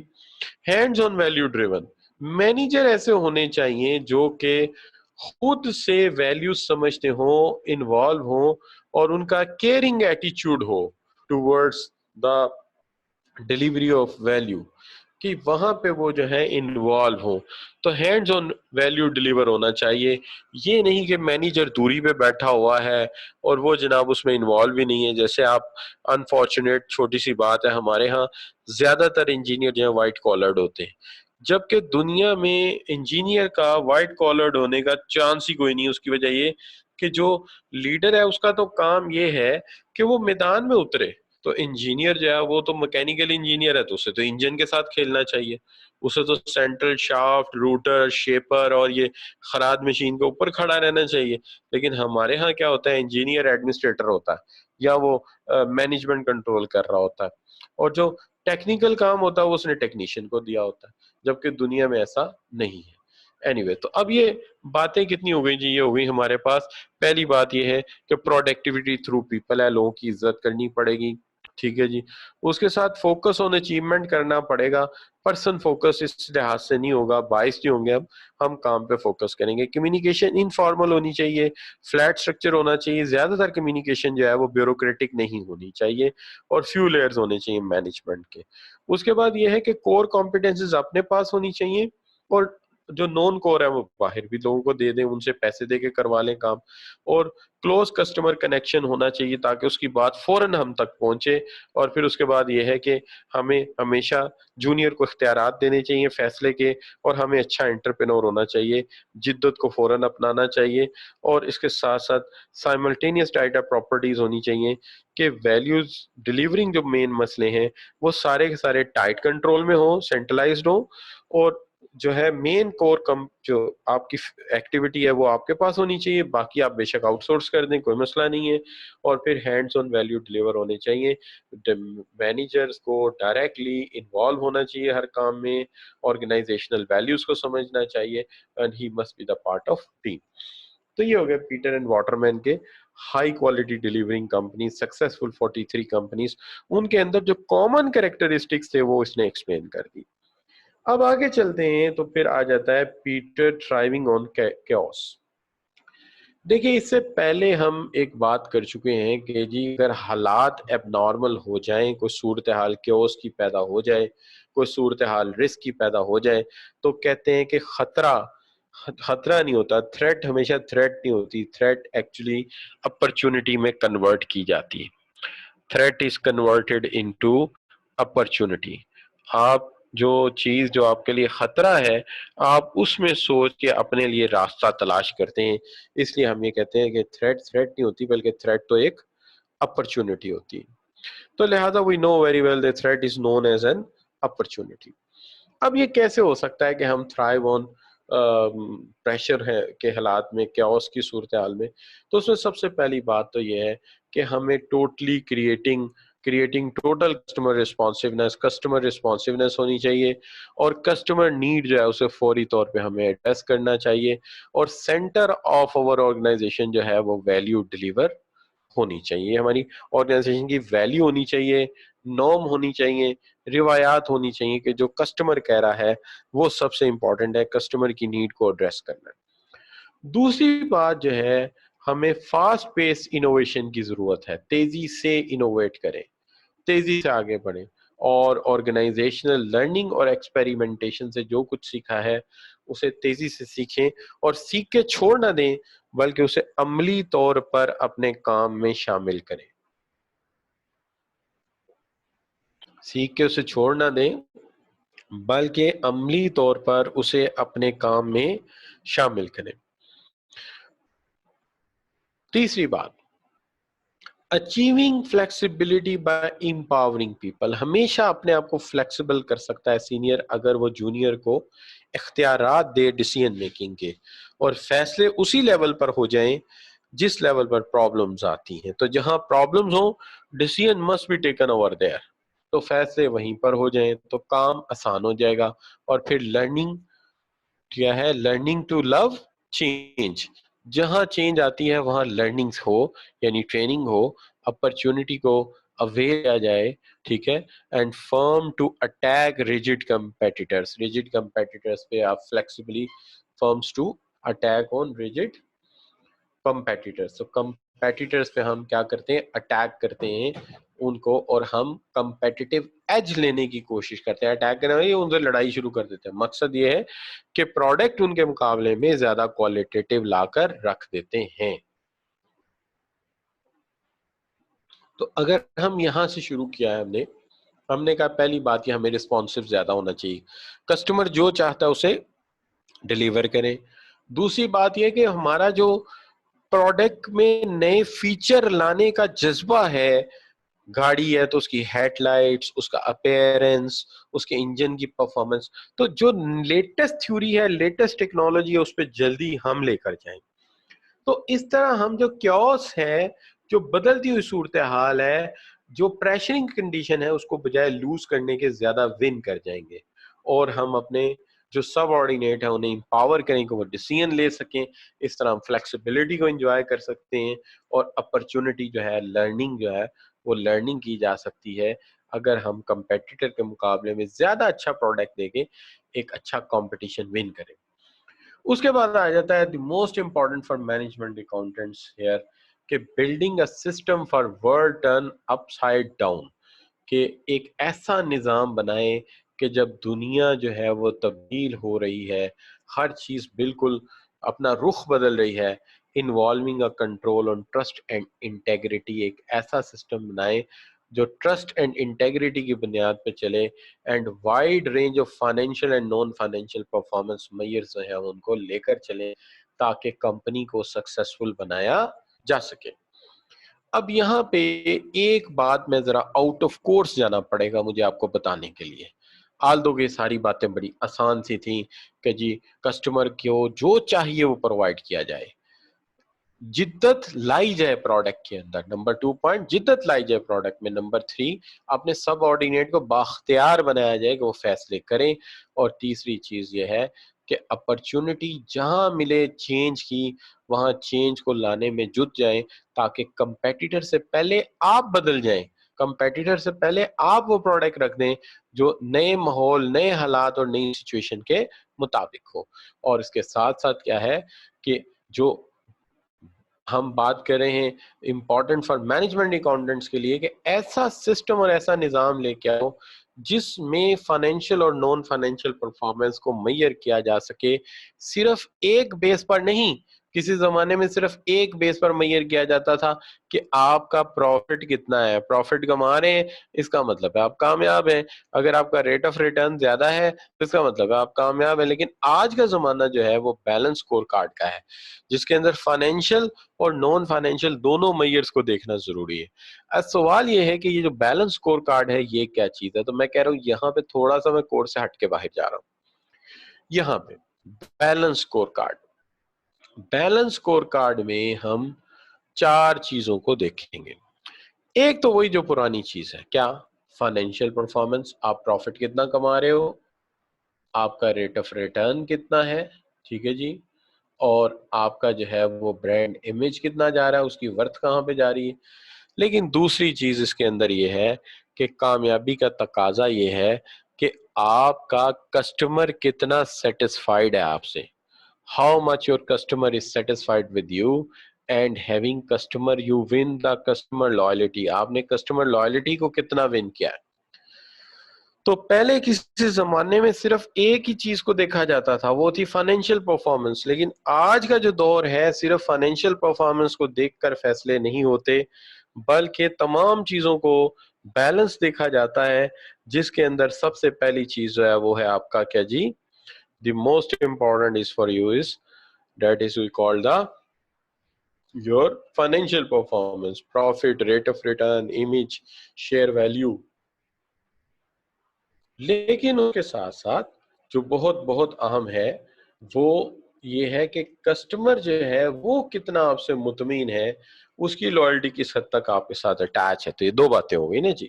اچھا، اب چوتھی بات یہ ہے کہ آپ انٹرنل پرسپیکٹو میں آپ کی انٹرنل ایفیشنسی کتنی ہے، آپ کس حد تک آپ کے پروسیسز ایسے ہیں کہ جہاں آپ ریسورسز کو دوسروں کے مقابلے میں زیادہ سیو کرتے ہیں، دوسروں کے مقابلے میں آپ ریسورسز کو بیٹر یوز کرتے ہیں. تو یہاں تک آپ کیسے ہیں، یہاں تک آپ کی صورتحال جو ہے وہ کیسی ہے. تو بڑی امپورٹنٹ ہے. اور چوتھی چیز یہ ہے کہ innovative report on the development of new products, کہ آپ کے پاس انوویشنز کیا ہے. ٹھیک ہے جی. تو وٹ شوڈ بی ڈن، کہ آپ کے پاس نئے پروڈکٹ کون سے ہیں، نیو جو ہے وہ آپ کیا کر رہے ہیں. تو آج کا جو دور ہے وہ بیلنس سکور کارڈ کا ہے. اگر میں آج کسی کمپنی کے شیئرز خریدوں تو میں یہ چار چیزیں دیکھوں گا. پہلی بات یہ ہے کہ کمپنی فائنینشلی کیا پروفٹ کما رہی ہے. اگر یہ پروفٹ کما رہی ہے تو الٹیمیٹلی مجھے بھی کچھ ریوارڈ دے گی. تو یہ کیا مجھے ریٹ آف ریٹرن کیا ہے، یہ مجھے کیا ڈیویڈنڈ دے گی. تو یہ ایک بات تو میں اس سوچوں گا. دوسری چیز میں یہ دیکھوں گا کہ اس کمپنی کے جو پروڈکٹ ہیں، اس کمپنی کے جو برانڈ نیم سے پروڈکٹس ہیں، وہ کتنی مارکیٹ اچیو کر رہے ہیں، اور کسٹمر کی اس کے بارے میں اوپینین کیا کیسی ہے، اچھی ہے بری ہے، اور کسٹمر کتنا لائل ہے اس کے ساتھ. تیسری چیز میں یہ دیکھوں گا کہ اس کمپنی کے جو کام ہے اس کے اندر یہ ریسورسز کو کتنا بچاتے ہیں اور یہ کام کتنا ٹائملی کروا پاتے ہیں. دوسرے ورڈز میں کتنے ایفیشنسی کو انشور کر پا رہے ہیں، کتنی ایفیشنسی انشور کر پا رہے ہیں. اور چوتھی چیز جو میں دیکھوں گا وہ میں یہ دیکھوں گا کہ آج کے پروڈکٹ تو ان کے سکسیسفل ہیں، کیا ان کے پاس کوئی فیوچر پروڈکٹس بھی ہیں. یعنی آج کے پروجیکٹس بھی ہونے چاہیے اور فیوچر کے بھی پروجیکٹس ہونے چاہیے، تاکہ آنے والے دور میں بھی پتا ہو کہ ہاں یار یہ چار پیسے کما کے مجھے کچھ دے سکتے ہیں. تو اگر یہ چاروں چیزیں ہیں تو میں کہتا ہوں بے فکر ہو کے آپ اس کمپنی کے شیئرز خرید لیجئے. یہ آپ کو منافع بخش رہے گا، یہ آپ کا نقصان نہیں ہوگا، یہ آپ کا فائدہ ہی ہوگا ہر صورت. یعنی آپ کو کسی قسم کے نقصان کا اندیشہ نہیں ہے. تو وہ چار باتیں یہ ہیں کہ سب سے پہلی بات یہ ہے کہ جی آپ کا جو ہے وہ کیا ہو، آپ کا جو کمپنی ہے وہ فائنینشلی اسٹیبل ہو، فائنینشلی بہت اچھی پرفارم کر رہی ہو. دوسری بات جو ہے اس کے اندر وہ یہ ہے کہ جو کمپنی ہے اس کے پاس آپ کے لیے اچھا پروفٹ ہو، اور اس کے ساتھ ساتھ اس کا کسٹمر سیٹسفائیڈ ہو، کسٹمر آپ سے مطمئن ہو. اور اس کے ساتھ ساتھ یہ بھی ہے کہ ان کے پاس آج پروجیکٹس ہیں لیکن فیوچر کے بھی پروجیکٹس ہونے چاہیے، اور جو ان کا انٹرنل نظام ہے وہ ایسا ہونا چاہیے جہاں ریسورسز سیو کیے جا رہے ہوں اور وہ ایفیشینٹ کام کر رہے ہوں. تو اگر ایسا ہو تو اس کمپنی کے شیئرز خرید لیجئے، اس نے فیوچر میں بڑا منافع کمانا ہے، بے شک مستقل بنیادوں پہ رکھ لیجئے، آپ کامیاب رہیں گے. تو یہ چیز ہے جو وہ کہتا ہے کہ آج کا جو زمانہ ہے وہ ہے بیلنس سکور کارڈ کا. This is what said by the Peter thriving in chaos. تو یہ ہماری 8واں تھاٹ تھا. 9th پہ چلتے ہیں جی. 9th جو تھاٹ ہے وہ ہے کینٹرز 10 رولز فار سٹفلنگ انیشیٹو.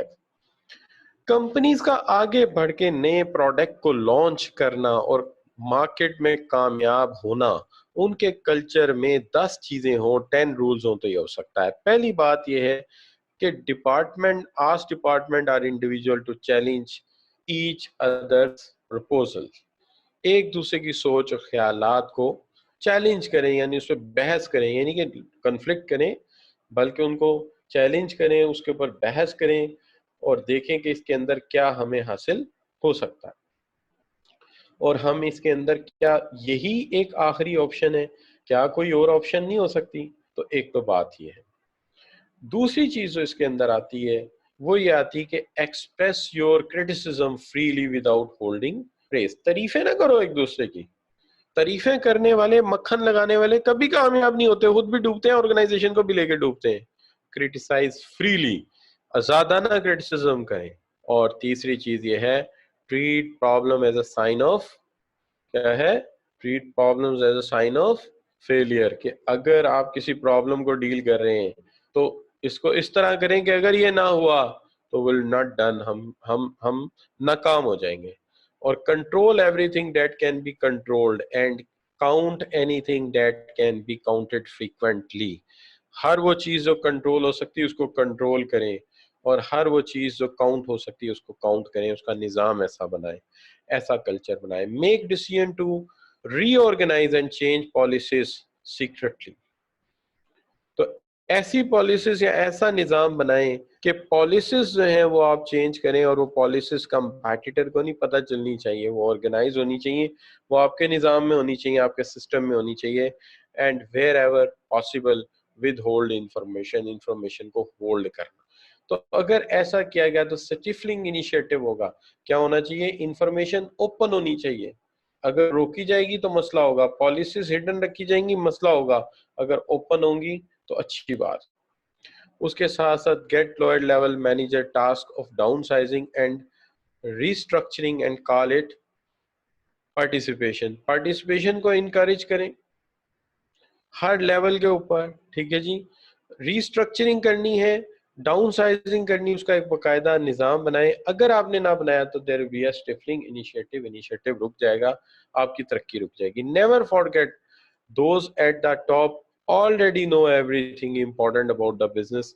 कि याद रखेंगे ऊपर वालों को हमेशा पता होता है कि बिजनेस के लिए क्या इंपॉर्टेंट होता है. जैसे वो कहते हैं ना, किसी जमाने में एक बादशाह थे तो वो कहते थे कि अगर चोरी हुई है तो थानेदार को पता होगा, अगर चोरी हुई तो सबसे पहले किसको पकड़ो? थानेदार को पकड़ो. तो अगर आप इस तरह से लेके चलेंगे, मैं थोड़े से अल्फाज में चूजी हो रहा हूं तो मैं इसको री एक्सप्रेस कर देता हूं. पहली बात यह है कि जहां एक जगह मैं सेंटेंस को गलत बोल गया हूं रिवर्स फॉर्म में, मुझे यूं चलना चाहिए था.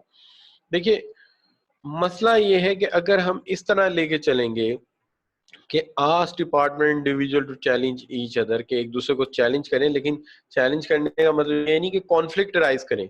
क्रिटिसिज्म करें, ठीक है, ओपन बहस करें, लेकिन ये है कि वो एक दूसरे की राह में हायल ना हो जाएं, रुकावट ना पैदा करें, बल्कि ओपन चलें. Treat as sign of failure, कि चेंज को हमेशा इस तरह लेके चलें कि हमारी कामयाबी के लिए हर सूरत जरूरी है, लेकिन किसी चीज को साइन ऑफ फेलियर ना समझे, डरे ना उससे. और फिर उसके बाद ये है कि हर चीज जो कंट्रोल हो सकती है उसे कंट्रोल करना चाहिए, उसका एक निजाम होना चाहिए, और डिसीजन और पॉलिसीज ओपन होनी चाहिए, सीक्रेट नहीं होनी चाहिए. हाँ, कंपेटिटर से बेशक छुपा लें, लेकिन अपने लोगों की लर्निंग का हिस्सा होनी चाहिए. और वेन एवर पॉसिबल इंफॉर्मेशन को होल्ड ना किया जाए बल्कि उसको ओपन किया जाए, और फिर लोअर लेवल को पार्टिसिपेट कराया जाए हर मामले में, और बात को क्लियरली डिफाइन किया जाए. एंड याद रखें ऊपर वालों को हर चीज का इल्म होता है, आल दो कि वो डिप्लोमेटिक हो जाए, तो ये एक अलग बात है. ये बातें जो हमने डिस्कस की थी, यहाँ पे आके हम एक सेक्शन कहते हैं कि और कवर हो गया हमारा.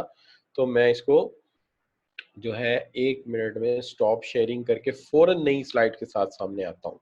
1 मिनट में 1 मिनट में मैं आता हूँ.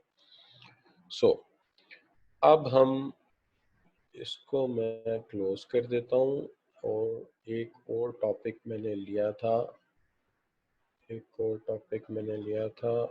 यहाँ पे, ये जस्ट. तो ये टॉपिक आज हम जेरे बहस लाते हैं, और ये बड़ा इंपॉर्टेंट टॉपिक है. बस जैसे हम इसको मुकम्मल कर लेते हैं, समझ लीजिए हमारा काम जो है वो डन हो गया. ये टॉपिक जो है is very important paper point of view से, और इसके ऊपर काफी ज्यादा फोकस किया जाता है. ये जो थ्योरी है, ये लास्ट थ्योरी है जिसको हम कहते हैं हॉफस्टेड्स ग्लोबल.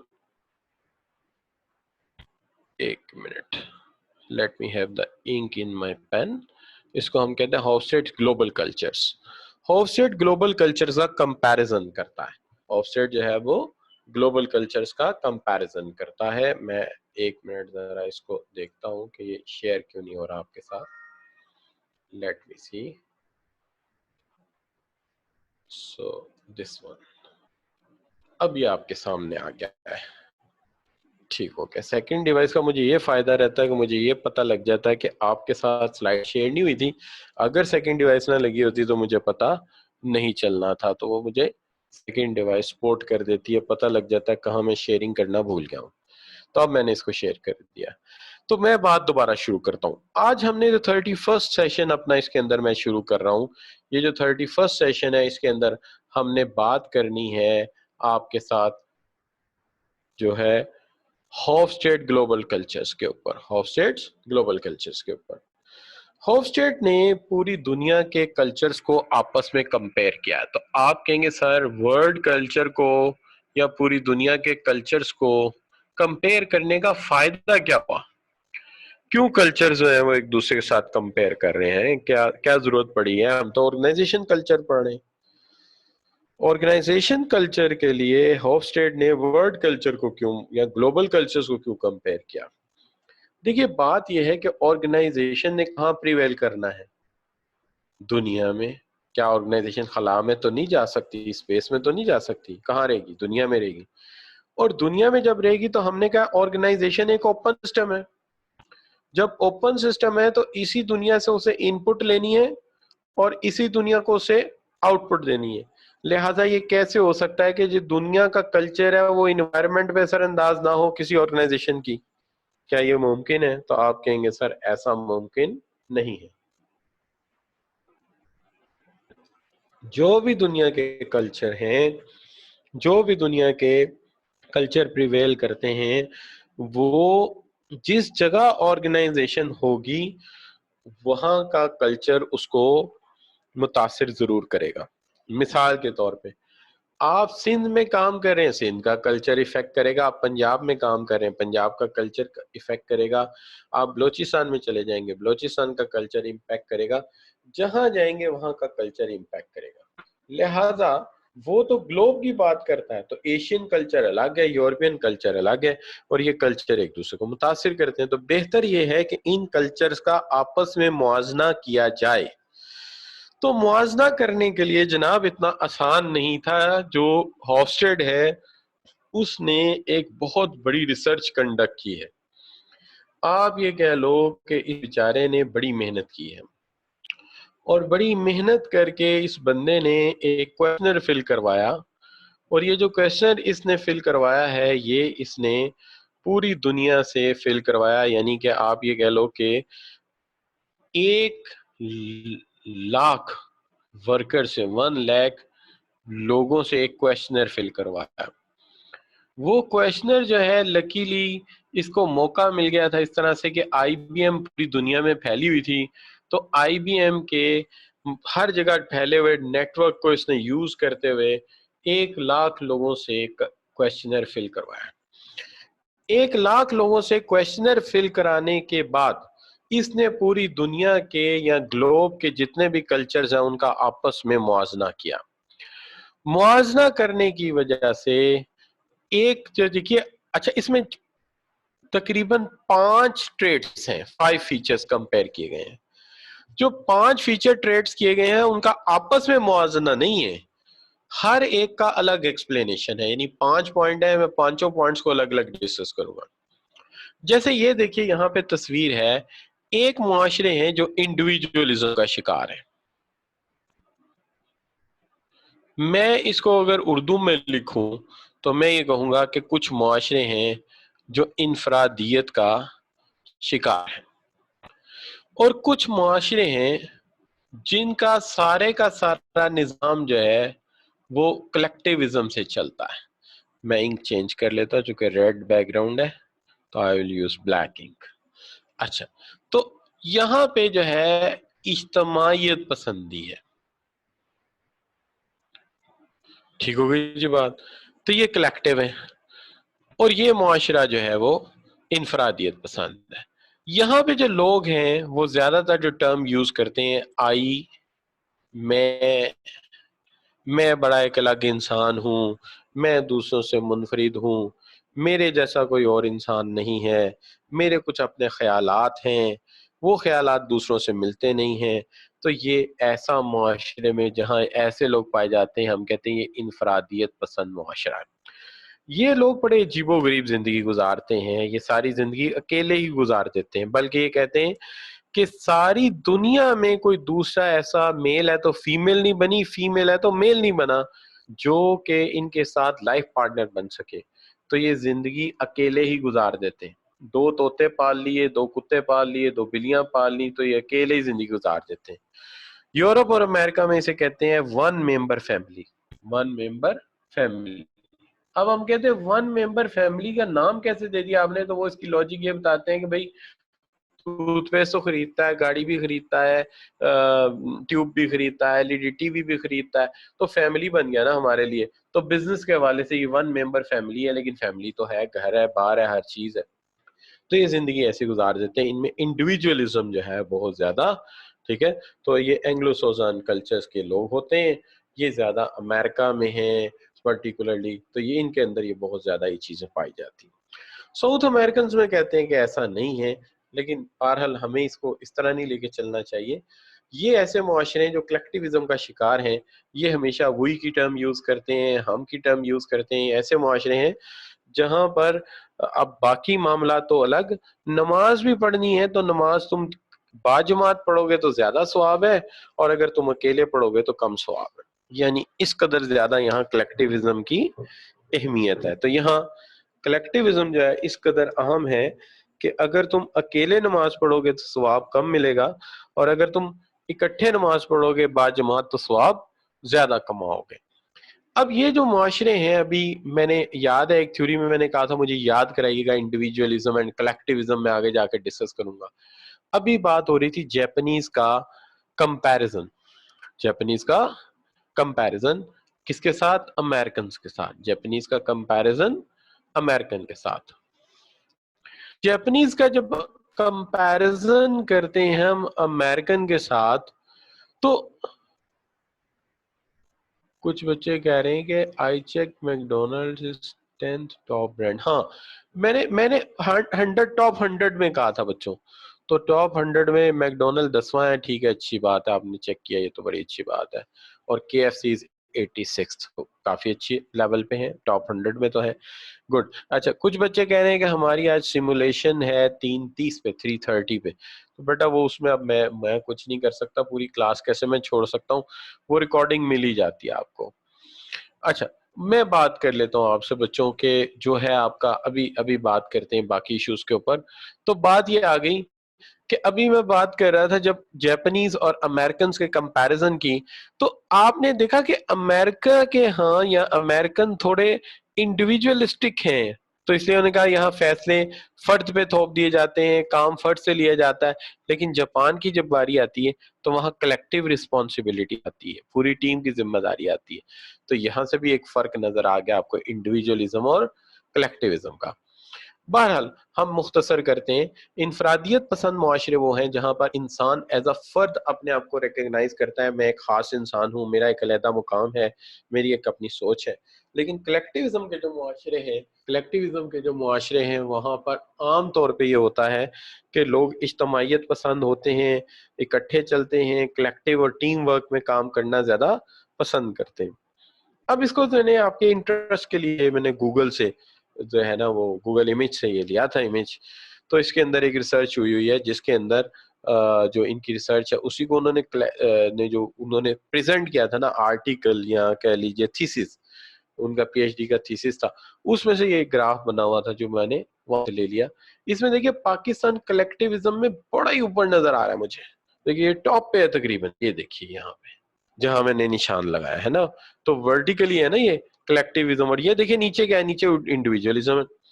تو انڈیویجولزم اگر آپ دیکھتے ہیں تو یہ دیکھیے نیچے سب سے کیا ہے، امریکہ ہے.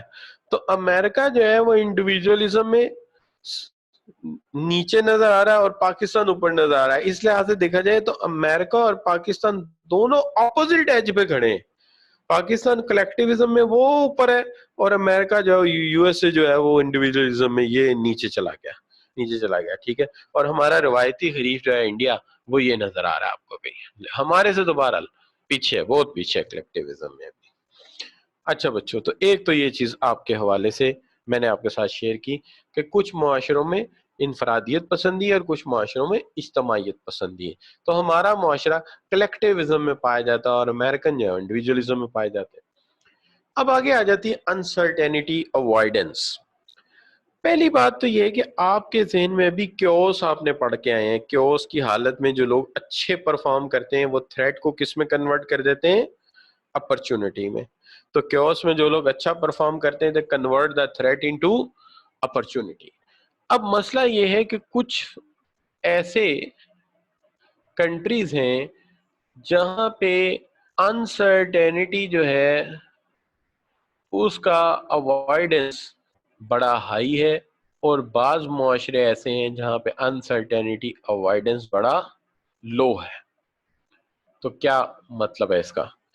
مطلب یہ ہے کہ جہاں انسرٹینٹی اوائڈنس ہائی ہے وہاں پر اگر کوئی اللہ نہ کرے ایسی خبر آ جائے کہ کل جنگ ہونے والی ہے، کل کوئی دنیا میں پتہ نہیں کون سا بڑا فلڈ آنے والا ہے یا ارتھ کوئک کے چانسز ہیں، تو جہاں انسرٹینٹی اوائڈنس ہائی ہے وہاں کے لوگ نارمل کام کرتے رہتے ہیں، نارمل کام کرتے رہتے ہیں، وہ اپنی روٹین کو فالو کرتے رہتے ہیں اور وہ بالکل بھی اس سے پریشان نہیں ہوتے.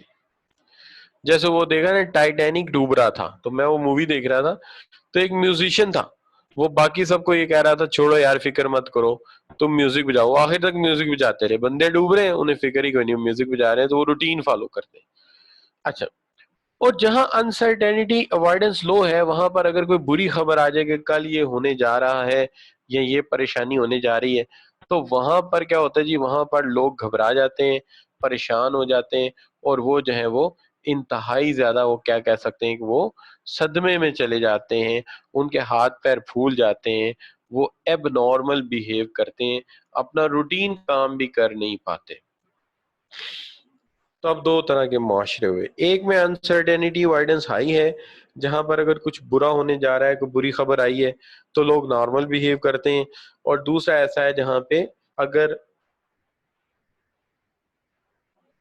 انسرٹینٹی لو ہے، اگر ذرا سی کوئی بری خبر آ گئی تو لوگ پریشان ہو گئے ہیں، کیوس کا شکار ہو گئے ہیں، پریشانی کا شکار ہو گئے ہیں، اور وہ نارمل روٹین فالو نہیں کر رہے ہیں.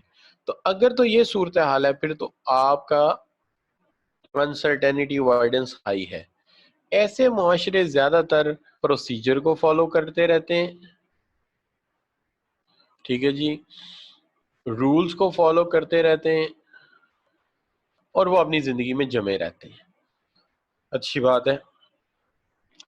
لیکن دوسری طرف فرانس اور جاپان کے لوگ ہیں بیچارے، اگر ذرا سی انسرٹینٹی آ جائے تو وہ سوچ میں پڑ جاتے ہیں اب ہم اس غیر یقینی صورتحال سے کیسے نپٹیں.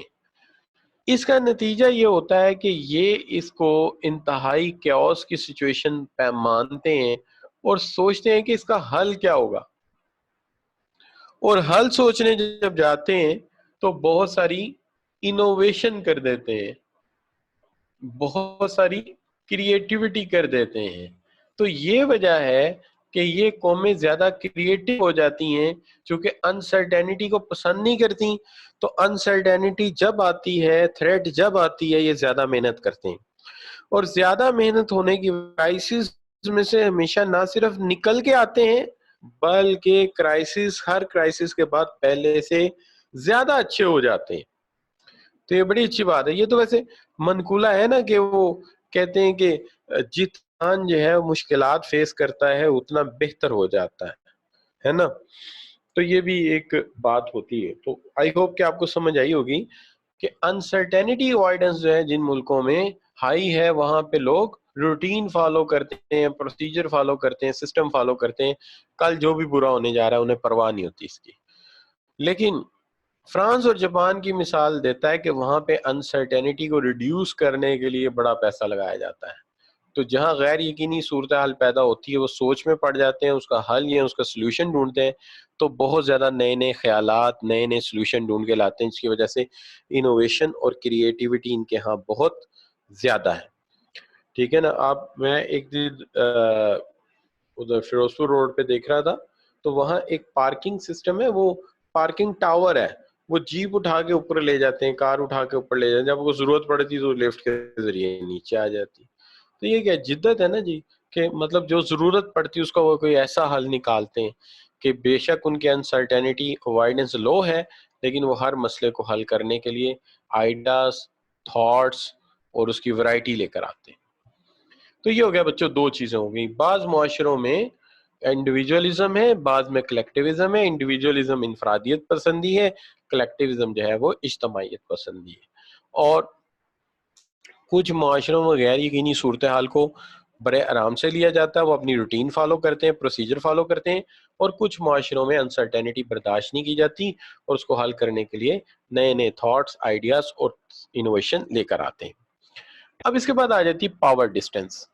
پاور ڈسٹینس اگر آپ میرے سے کہیں کہ سر اس کا کوئی آسان ترجمہ بتا دیں تو میں اس کا آسان ترجمہ یہ بتا سکتا ہوں کہ پاور ڈسٹینس کا مطلب ہے امیر اور غریب کا فرق. امیر اور غریب کا فرق. آسان الفاظ میں بتا رہا ہوں، شاید یہ ایگزیکٹ ترجمہ نہ ہو اس کا، لیکن میں اسے آسان کرنے کے لیے لکھ رہا ہوں کہ امیر اور غریب کے فرق کو ہم کہتے ہیں پاور ڈسٹینس.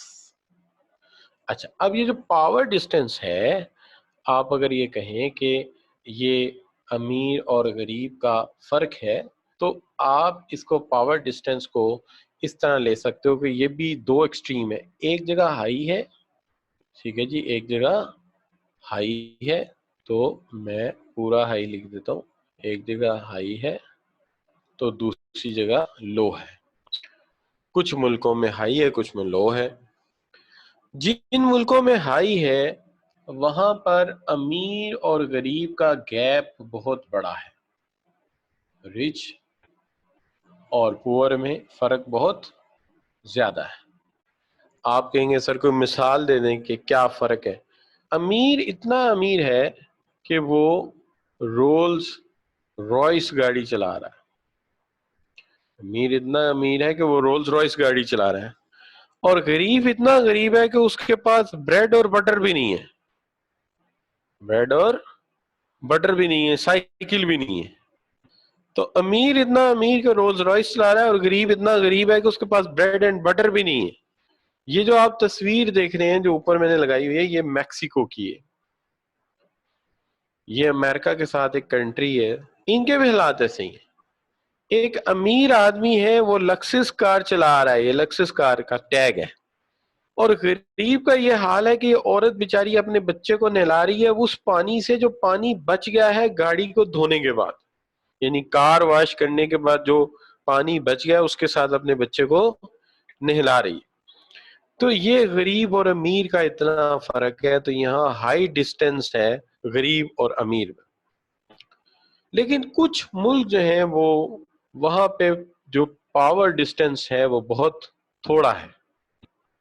اتنا ہے کہ اگر امیر جو ہے وہ بی ایم ڈبلیو چلا رہا ہے، ٹھیک ہے جی، میں ڈبلیو پہلے لکھ کے ہوں، اچھا، بی ایم ڈبلیو چلا رہا ہے تو جو غریب ہے بیچارہ وہ ٹویوٹا چلا رہا ہے. بس اتنے فرق ہے، زیادہ فرق نہیں امیر اور غریب میں. تو اب جب امیر اور غریب میں فرق جو ہے وہ تھوڑا ہوگا تو اس کا معاملہ جو ہے آپ کہیں گے سر یہ تو سمجھ آ گئی کہ ایک ملک ایسے ہیں جہاں امیر اور غریب میں فرق زیادہ ہے. امیر اتنا امیر ہے کہ رولز رائس چلا رہا ہے اور غریب اتنا غریب ہے کہ بیچارہ روزی روٹی کے ہاتھوں بیٹھا ہوا ہے. اور دوسری طرف دیکھتے ہیں تو امیر اور غریب کا فرق جو ہے وہ زیادہ نہیں ہے. ایک جرمن گاڑی چلا رہا ہے تو دوسرا جاپنیز ٹویوٹا چلا رہا ہے، کوئی زیادہ بڑا فرق نہیں. آپ بتائیں اس سے بزنس کو کیا فرق پڑتا ہے؟ بزنس کو یہ فرق پڑتا ہے کہ جو ہائی پاور ڈسٹینس کے ملک ہیں وہاں پہ لوگ جو ہیں ان کو اگر کہا جائے کہ تم لو پروفائل رول ایکسپٹ کرو تو لوگ کر لیتے ہیں. لو پروفائل رول ایکسپٹ کر لیتے ہیں. مثال کے طور پہ وہاں پہ آپ کسی سے کہیں کہ تم سویپر بن جاؤ، بن جائے گا. کسی سے کہیں تم ڈرینیج کلینر بن جاؤ، گٹر صاف کرنے والے بن جاؤ، وہ بھی بن جائے گا بیچارہ. کسی سے کہیں گے تم مالی بن جاؤ، کسی سے تم کہو گے کہ جناب تم جو ہو نائب قاصد بن جاؤ، وہ بن جائے گا. لیکن جو جہاں پاور ڈسٹینس لو ہے، امیر اور غریب کا فرق کم ہے، وہاں پہ جا کے کسی سے کہیں گے کہ جناب آپ ایسا کریں کہ آپ ذرا میرا واش روم دھو دیں، تو وہ کہے گا کہ گند تو نے ڈالا ہے تو دفع ہو، تو دھو جا کے، مجھے کیا مصیبت پڑی میں تمہارا گند دوں. اگر آپ کسی کو ویٹ اٹھانے کے لیے کہیں گے وہ کہے گا میری کمر خراب ہو جائے گی، میں ویٹ کیوں اٹھاؤں، تم اٹھاؤ، تمہارا ویٹ ہے. میں تمہاری صندوق کیوں اٹھاؤں، تمہارا جو ہے سوٹ کیس کیوں اٹھاؤں، اپنا سوٹ کیس خود اٹھاؤ تم. اچھا ہاں، اگر اٹھوانا ہے تو مجھے اس کے لیے اکوپمنٹ لا کے دو. کوئی ٹول لا کے دو جس کی مدد سے, اور انہیں سیفٹی بیلٹ بھی لا کے دو ذرا. تو اس کا مطلب یہ ہے کہ یہاں پہ لو پروفائل رول لوگ ایکسپٹ نہیں کرتے. وہ کہتے ہیں کہ لو پروفائل رول کیوں ایکسپٹ کریں, ہم بھی تو آخر انسان ہیں. اب یہاں پہ اسی لیے جب آرگنائزیشن چلتی ہے تو ان کو فیصلوں میں شامل کرتے ہی نہیں ہیں, ان کو ڈائریکٹ آرڈر کرتے ہیں. تو یہاں پہ آٹوکریسی کام کرتی ہے, یہاں پہ آٹوکریسی کام کرتی ہے. کیوں؟ چونکہ لوگوں کا سوچ غلامانہ ہے, غلامانہ سوچ ہے, تو وہ آٹوکریسی کو ایکسپٹ کرتے ہیں. لیکن ان ملکوں میں لو پروفائل رول آپ ان کو دے کے دیکھیں, یہ مانیں گے نہیں, اس لیے انہیں ڈیسیژن میں انوالو کرنا پڑتا ہے. یہ کبھی بھی ڈکٹیٹر کو ایکسپٹ نہیں کرتے, یہ ڈیسیژن میں کہتے ہیں ہمیں انوالو کرو, ہمارے مشورے سے کرو جو کرنا ہے. لہٰذا اگر یہ کسی جگہ جاب کریں, سپروائزر بغیر پوچھے ان سے کوئی فیصلہ کر لے, یہ نہیں مانتے. یہی وجہ ہے کہ ان ملکوں میں ڈیموکریسی ہے. یہاں کبھی ماشاء اللہ نہیں لگی, یہاں کبھی کوئی ڈکٹیٹر نہیں آیا اور آ بھی نہیں سکتا. اس کی وجہ یہ ہے کہ اگر ڈکٹیٹر آئے یہ لوگ سڑکوں پہ نکل آئیں گے. ہمارے ایشین کنٹریز میں پاکستان ہے, برما ہے, یہ ادھر سری لنکا ہے, یہاں پہ کوئی مسئلہ نہیں ہے. کوئی ڈکٹیٹر حکومت کرنا چاہے تو یہ لوگ ویسے بیچارے لو پروفائل ہیں. یہ بلکہ یہ تو اکثر فیس بک پہ لوگوں نے لکھا ہوتا ہے, چھوڑو کیا ڈیموکریسی کے چکر میں پڑے ہو, کوئی ضرورت نہیں پارلیمنٹیرین سسٹم کی, پریزیڈینشل سسٹم لے آؤ. اور اس کو بھی چھوڑو, ایک مارشل ایڈمنسٹریٹر بناؤ اور اس کو 25-30 سال کے لیے حکومت دے دو, وہ فیصلے کرے, ہم سے ہونا ہی نہیں, ہم سے چلنا ہی نہیں. اس کی وجہ یہ ہے کہ یہ کیا ہے, یہ غلامانہ سوچ ہوتی ہے کہ جب غریب اور امیر کا فرق زیادہ ہوتا ہے تو اس پاورٹی کی وجہ سے انسان کی سوچ چیپ ہو جاتی ہے, گھٹیا ہو جاتی ہے.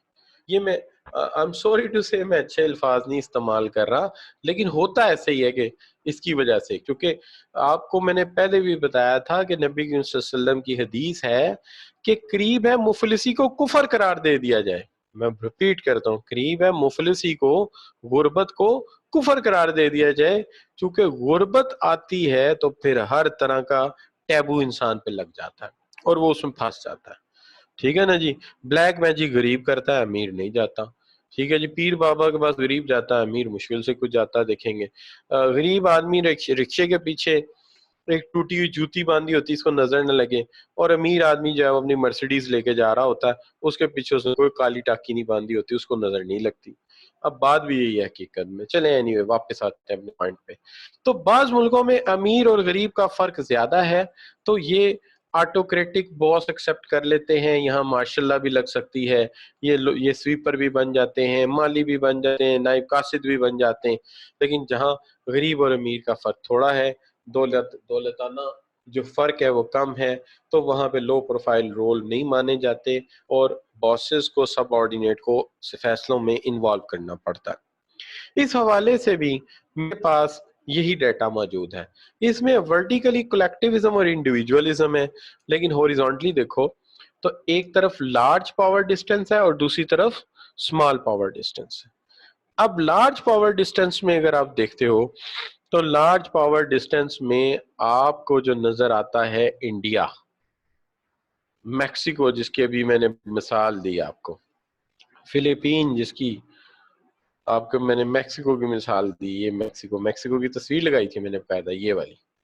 اچھا, تو یہ دیکھیے یہاں پہ انڈیا, یہاں پہ پاکستان اوبویسلی یہاں کاؤنٹ ہوگا نا, یہ دیکھیے یہ اوپر آ رہا ہے پاکستان, یہ یہاں کاؤنٹ ہوگا.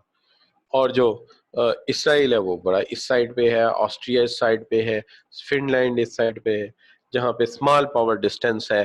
اور امریکہ, اگر پاکستان دیکھیں امریکہ اس طرف ہے, پاکستان تھوڑا سا اس طرف ہے, اتنا زیادہ فرق نہیں ہے. امریکہ اور پاکستان میں بھی جو ہے امیر اور غریب کا فرق بہت زیادہ ہے. ہاں البتہ آپ یہ سمجھیں کہ پاکستان میں تو ہر غریب بہت ہی غریب پیچھے رہ گیا, لیکن امریکہ میں یہ پاور ڈسٹینس زیادہ ہونے کی وجہ کہ امیر بہت زیادہ امیر ہو گیا ہے, امیر بہت زیادہ امیر ہو گیا. تو یہ ایک مسئلہ ہے. اینی وے, لیکن بہرحال میں پاور ڈسٹینس کے اعتبار سے انڈیا بہت پیچھے ہے ہمارے سے, ہم ان سے آگے ہیں یہاں پہ, اور جو فن لینڈ اسرائیل وہ ہمارے سے آگے ہیں. ڈینمارک تو بہت ہی آئیڈیلی یہ ہے آپ کے سامنے جی. اچھا بچوں, اب یہ ہو گیا جی ہمارا جو کمپیریزن تھا. اب یہاں پہ 3 کریکٹر مکمل ہو گئے, 5 کرنے تھے مجھے تو 3 مکمل ہو گئے, چوتھا چل رہا ہے مسکولینٹی اینڈ فیمینٹی. اچھا مسکولینٹی ایک ایسا معاشرہ ہے جہاں پر مرد جو ہے وہ حکومت کرتے ہیں، مین ڈومینیٹنگ ہے، یہ ہر چیز پہ پاور اور position, toughness of desire, material wealth, یہ ہر چیز اپنے کنٹرول میں رکھتے ہیں. مثال دی گئی ہے جاپان کی. تو جاپان جو ہے وہ ایک ایسا ملک ہے جہاں پر سی ای او بھی مرد ہی ہوتا ہے، عورت سی ای او نہیں بن سکتی، آرمی چیف نہیں بن سکتی، پرائم منسٹر نہیں بن سکتی. ٹھیک ہے جی. جبکہ یہاں پہ ایک چیز جو ہے وہ یہ ہے کہ اختیار سارا مرد اپنے پاس رکھنا چاہتے ہیں اور پاور اور پوزیشن اپنے پاس رکھنا چاہتے ہیں. اس کی آسان سی اگزامپل یوں دی جا سکتی ہے کہ ایک آدمی پلاٹ خریدتا ہے اور پلاٹ خریدنے کے بعد وہ اس کے اوپر چار دیواری کراتا ہے اور باہر ایک ٹیگ لگاتا ہے کہ یہ پلاٹ محمد سلیم کا ہے اور برائے فروخت نہیں، تاکہ لوگوں کو پتہ چلے یہ پلاٹ میرا ہے. کسی عورت سے شادی ہو جاتی ہے تو اس کا نام فرض کیجئے اس کا نام ہے نسیمہ، تو فوراً ہی نسیمہ سلیم اس کے آئی ڈی کارڈ کو چینج کرایا جاتا ہے تاکہ جہاں یہ خاتون جائے پتہ چلے نسیمہ میری بیوی ہے، یہ میرے نام کے ساتھ چلے. تو یہاں پہ مسکولائن کلچر میں مرد ڈومینیٹنگ ہوتے ہیں اور تمام میجر ڈیسیژن مرد کرتے ہیں. اب دوسرا کلچر جو اس کے بالکل الٹ ہے وہ ہے فیمن کلچر یا فیمینٹی. اب فیمن کلچر میں کیا ہوگا، ہمیں کمنٹس میں دیکھتا ہوں. اچھا چلیں جی، مسکولینٹی میں تو مرد ڈومینیٹنگ ہے نا جی، مان لیا، لیکن جو آپ کا فیمن کلچر ہے اس میں کون ڈومینیٹنگ ہوگا، کوئی بتا سکتا ہے مجھے؟ میں کمنٹس میں دیکھتا ہوں. جی شاباش. اس کا اپوزٹ کلچر ہے تو اس میں کون ڈومینیٹنگ ہوگا؟ او جاگ تو رہے ہو کہ سو رہے ہو؟ لیکچر سن رہے ہو؟ ہاں عثمان شیخ بتاؤ بھائی. ہاں دیکھا نا، مجھے یہی آپ سے امید تھی. جو ہے یہ کسی بچے نے لکھا ہوا ہے نام زینی، اور شیخ عثمان کہتا ہے لڑکی، اور شیخ عثمان کہتا ہے جی سر پریزنٹ. ہاں ٹھیک ہے، پریزنٹ رہنا بھی چاہیے. اور ایک اور اسٹوڈنٹ ہے وہ کہہ رہا ہے فیمیل. بہت ہی گھٹیا جواب دیا ہے. مجھے پتا تھا آپ یہی دیں گے اور میں نے جان بوجھ کے مانگا تھا، مجھے پتا تھا کہ آپ الٹا جواب دیں گے. مجھے بتاؤ دنیا میں کوئی ایسا معاشرہ دیکھا ہے جہاں عورتیں ڈومینیٹنگ ہو؟ کوئی ایسا معاشرہ دیکھا ہے جہاں عورت گھوڑی پہ بیٹھ کے آئے اور آپ کو مرد کو ڈولی میں بٹھا کے لے جائے؟ ہے بھائی، مرد کو ڈولی میں بٹھا کے عورت گھوڑے پہ بیٹھ کے آئے اور مرد کو ڈولی میں بٹھا کے لے جائے اور وہاں جا کے مرد سے کام کرائیں اور سسر باتیں کر رہا ہو کہ تیرے باپ نے تجھے سکھایا ہی کیا ہے، نہ برتن دھونے نہ کھانا پکانا، تو آتا ہی کچھ نہیں. بتاؤ ایسا کوئی معاشرہ ہے؟ کیوں بھائی، کبھی دیکھا ہے ایسا کوئی معاشرہ آپ لوگوں نے؟ کیوں جی؟ تو آپ نے ایسا کوئی معاشرہ نہیں ہے جہاں مرد کو ڈولی میں عورت بٹھا کے لے جائے اور پھر اس سے کام کروائے، برتن منجوائے اور اس کو کام نہ آئے تو اس کو تو نہیں لگائے. یہ صرف ایک صورت میں ہو سکتا ہے جب باہر لاک ڈاؤن ہوا ہو، لیکن ایسا کوئی معاشرہ حقیقت میں نہیں ہے. اصل میں جو فیمن کلچر ہے وہ ایسا کلچر ہے جہاں مرد اور عورت آپس میں برابر ہیں. They are equal in power. جتنی اختیارات مرد کے پاس ہیں اتنے اختیارات عورت کے پاس ہیں، اور اس کی مثال دی جاتی ہے فن لینڈ میں. تو یہاں پہ سوشل ویلیوز، ریلیشن شپ کی ویلیو ہے اور no discrimination between male and female. تو ان کلچرز میں جو ہے وہ عزت کی جاتی ہے، رسپیکٹ کی جاتی ہے، ریلیشن شپ کی، بلونگنگنس کی، کوالٹی آف لائف ہے، اور مرد اور عورت آپس میں بالکل برابر ہیں. تو آج کے بعد یاد رکھنا ہے، میں نے اسی لیے پوچھا تھا، میں نے کہا پہلے کریں ذرا غلطی پھر دیکھتا ہوں. تو مسکولائن معاشرہ مردوں کا معاشرہ ہے جہاں مرد پاور اور پوزیشن، اختیارات اپنے پاس رکھتے ہیں، اور جو فیمن معاشرہ ہے وہ ایسا معاشرہ ہے جہاں مرد اور عورت آپس میں برابر ہیں. اب میں کہوں جی کتنا سمجھ آیا تو پھر آپ کہیں گے سر بڑا سمجھ آیا. تو چلو اگر بڑا سمجھ آیا تو اس سوال کا جواب دو. Research has indicated that workers in a country. تو یہ جو پاس پیپر ہے یہ آپ کا نہیں ہے، یہ کسی اور باڈی کا تھا. اچھا. Research has indicated that workers in a country a display characteristics such as toughness and desire for material wealth and possession, while worker in country B value personal relationship. جی شاباش. and belongingness and quality of life. بتاؤ جی کیا پک کرو گے؟ Option بتا رہے جی بچوں. تو mostly بچوں نے جو آپشن لی ہے، میں دیکھتا ہوں جی کیا آپشن لی ہے. اور یار آپشن تو لے لو کوئی کہ نیٹ سلو چل رہا ہے. ہاں بھائی، عبداللہ، شیخ عثمان، عدیل کدھر چلے گئے؟ ولید، شاباش. زیان، محمد زیان بتائے گا. کیوں جی؟ آمنہ صداقت بھی بتا سکتی ہیں، آن لائن ہے اس وقت. شاباش. بتائیں جی کون سا لیں گے آپشن اس میں سے؟ تو موسٹلی بچوں نے آپشن لینا شروع کر دیا ہے. I am watching on the option. تو سب بچوں نے جو آپشن لیا ہے وہ لیا ہے almost every one taking the position and اور دس از آپشن اے. کیوں اے لیا ہے میں بتاتا ہوں. ابھی ڈیفینیشن پڑھ کے آئے ہیں. ایک ایسا معاشرہ جہاں پہ پاور اینڈ پوزیشن مرد کے ہاتھ میں ہے، ڈیزائر فار میٹیریل ویلتھ ہے، اور دوسرا معاشرہ یہ ہے جہاں ریلیشن شپ اور بلونگنگنیس ہے، کوالٹی آف لائف ہے. تو یہ فیمن کلچر ہے اور وہ مسکلائن کلچر ہے. ٹھیک ہو گئی یہ بات؟ آگے بڑھتے ہیں، سوال کرتے ہیں. Consider the following cultural dimension as popularized by Hofstede: uncertainty, avoidance, masculinity, low power distance, individualism. Country A, most businesses are highly bureaucratic with many defined rules. یعنی بیوروکریسی ہے یہاں پہ. ٹھیک ہے جی، کیا ہے؟ بیوروکریسی ہے. تو بیوروکریسی ہے تو اس کا مطلب یہ ہے کہ یہ ایک ایسا ملک ہے جہاں انسرٹینٹی اوائڈنس ہائی ہے. However, even junior staff member are usually involved in rules, creation of rule and expected to have say in running of business. تو دوسرا معاملہ ہے وہ ہے آپ کا پاور ڈسٹینس کا. تو پاور ڈسٹینس ان کا لو ہے چونکہ فیصلوں میں جونیئر کو انوالو کیا جا رہا ہے، اور دوسری طرف یہ بیوروکریٹنگ ہے. انسرٹینٹی کو اوائڈنس ان کا جو ہے وہ کیا کہہ سکتے ہیں، ہائی ہے. تو لہٰذا آپ یہ کہہ سکتے ہیں کہ ان کا جو کریکٹ آپشن ہے وہ بنتا ہے بی. ٹھیک ہو گئی جی بات؟ اس کے بعد چلے جاتے ہیں لاسٹ، کیونکہ 4 ڈسکس کیے تھے، 5واں رہ گیا تھا. تو جو 5th ون ہے وہ کون سا ہے؟ Long term orientation versus short term orientation. دیکھیے جو لانگ ٹرم اورینٹیشن ہے اس کا مطلب یہ ہے کہ بعض قومیں دور تک سوچتی ہیں اور بعض قومیں وقتی طور پر سوچتی ہیں، شارٹ ٹرم سوچتی ہیں. یہ الگ الگ سوچ ہے. تو بعض قومیں 50 سال کے لیے سوچتی ہیں، جیسے چائنیز ہیں.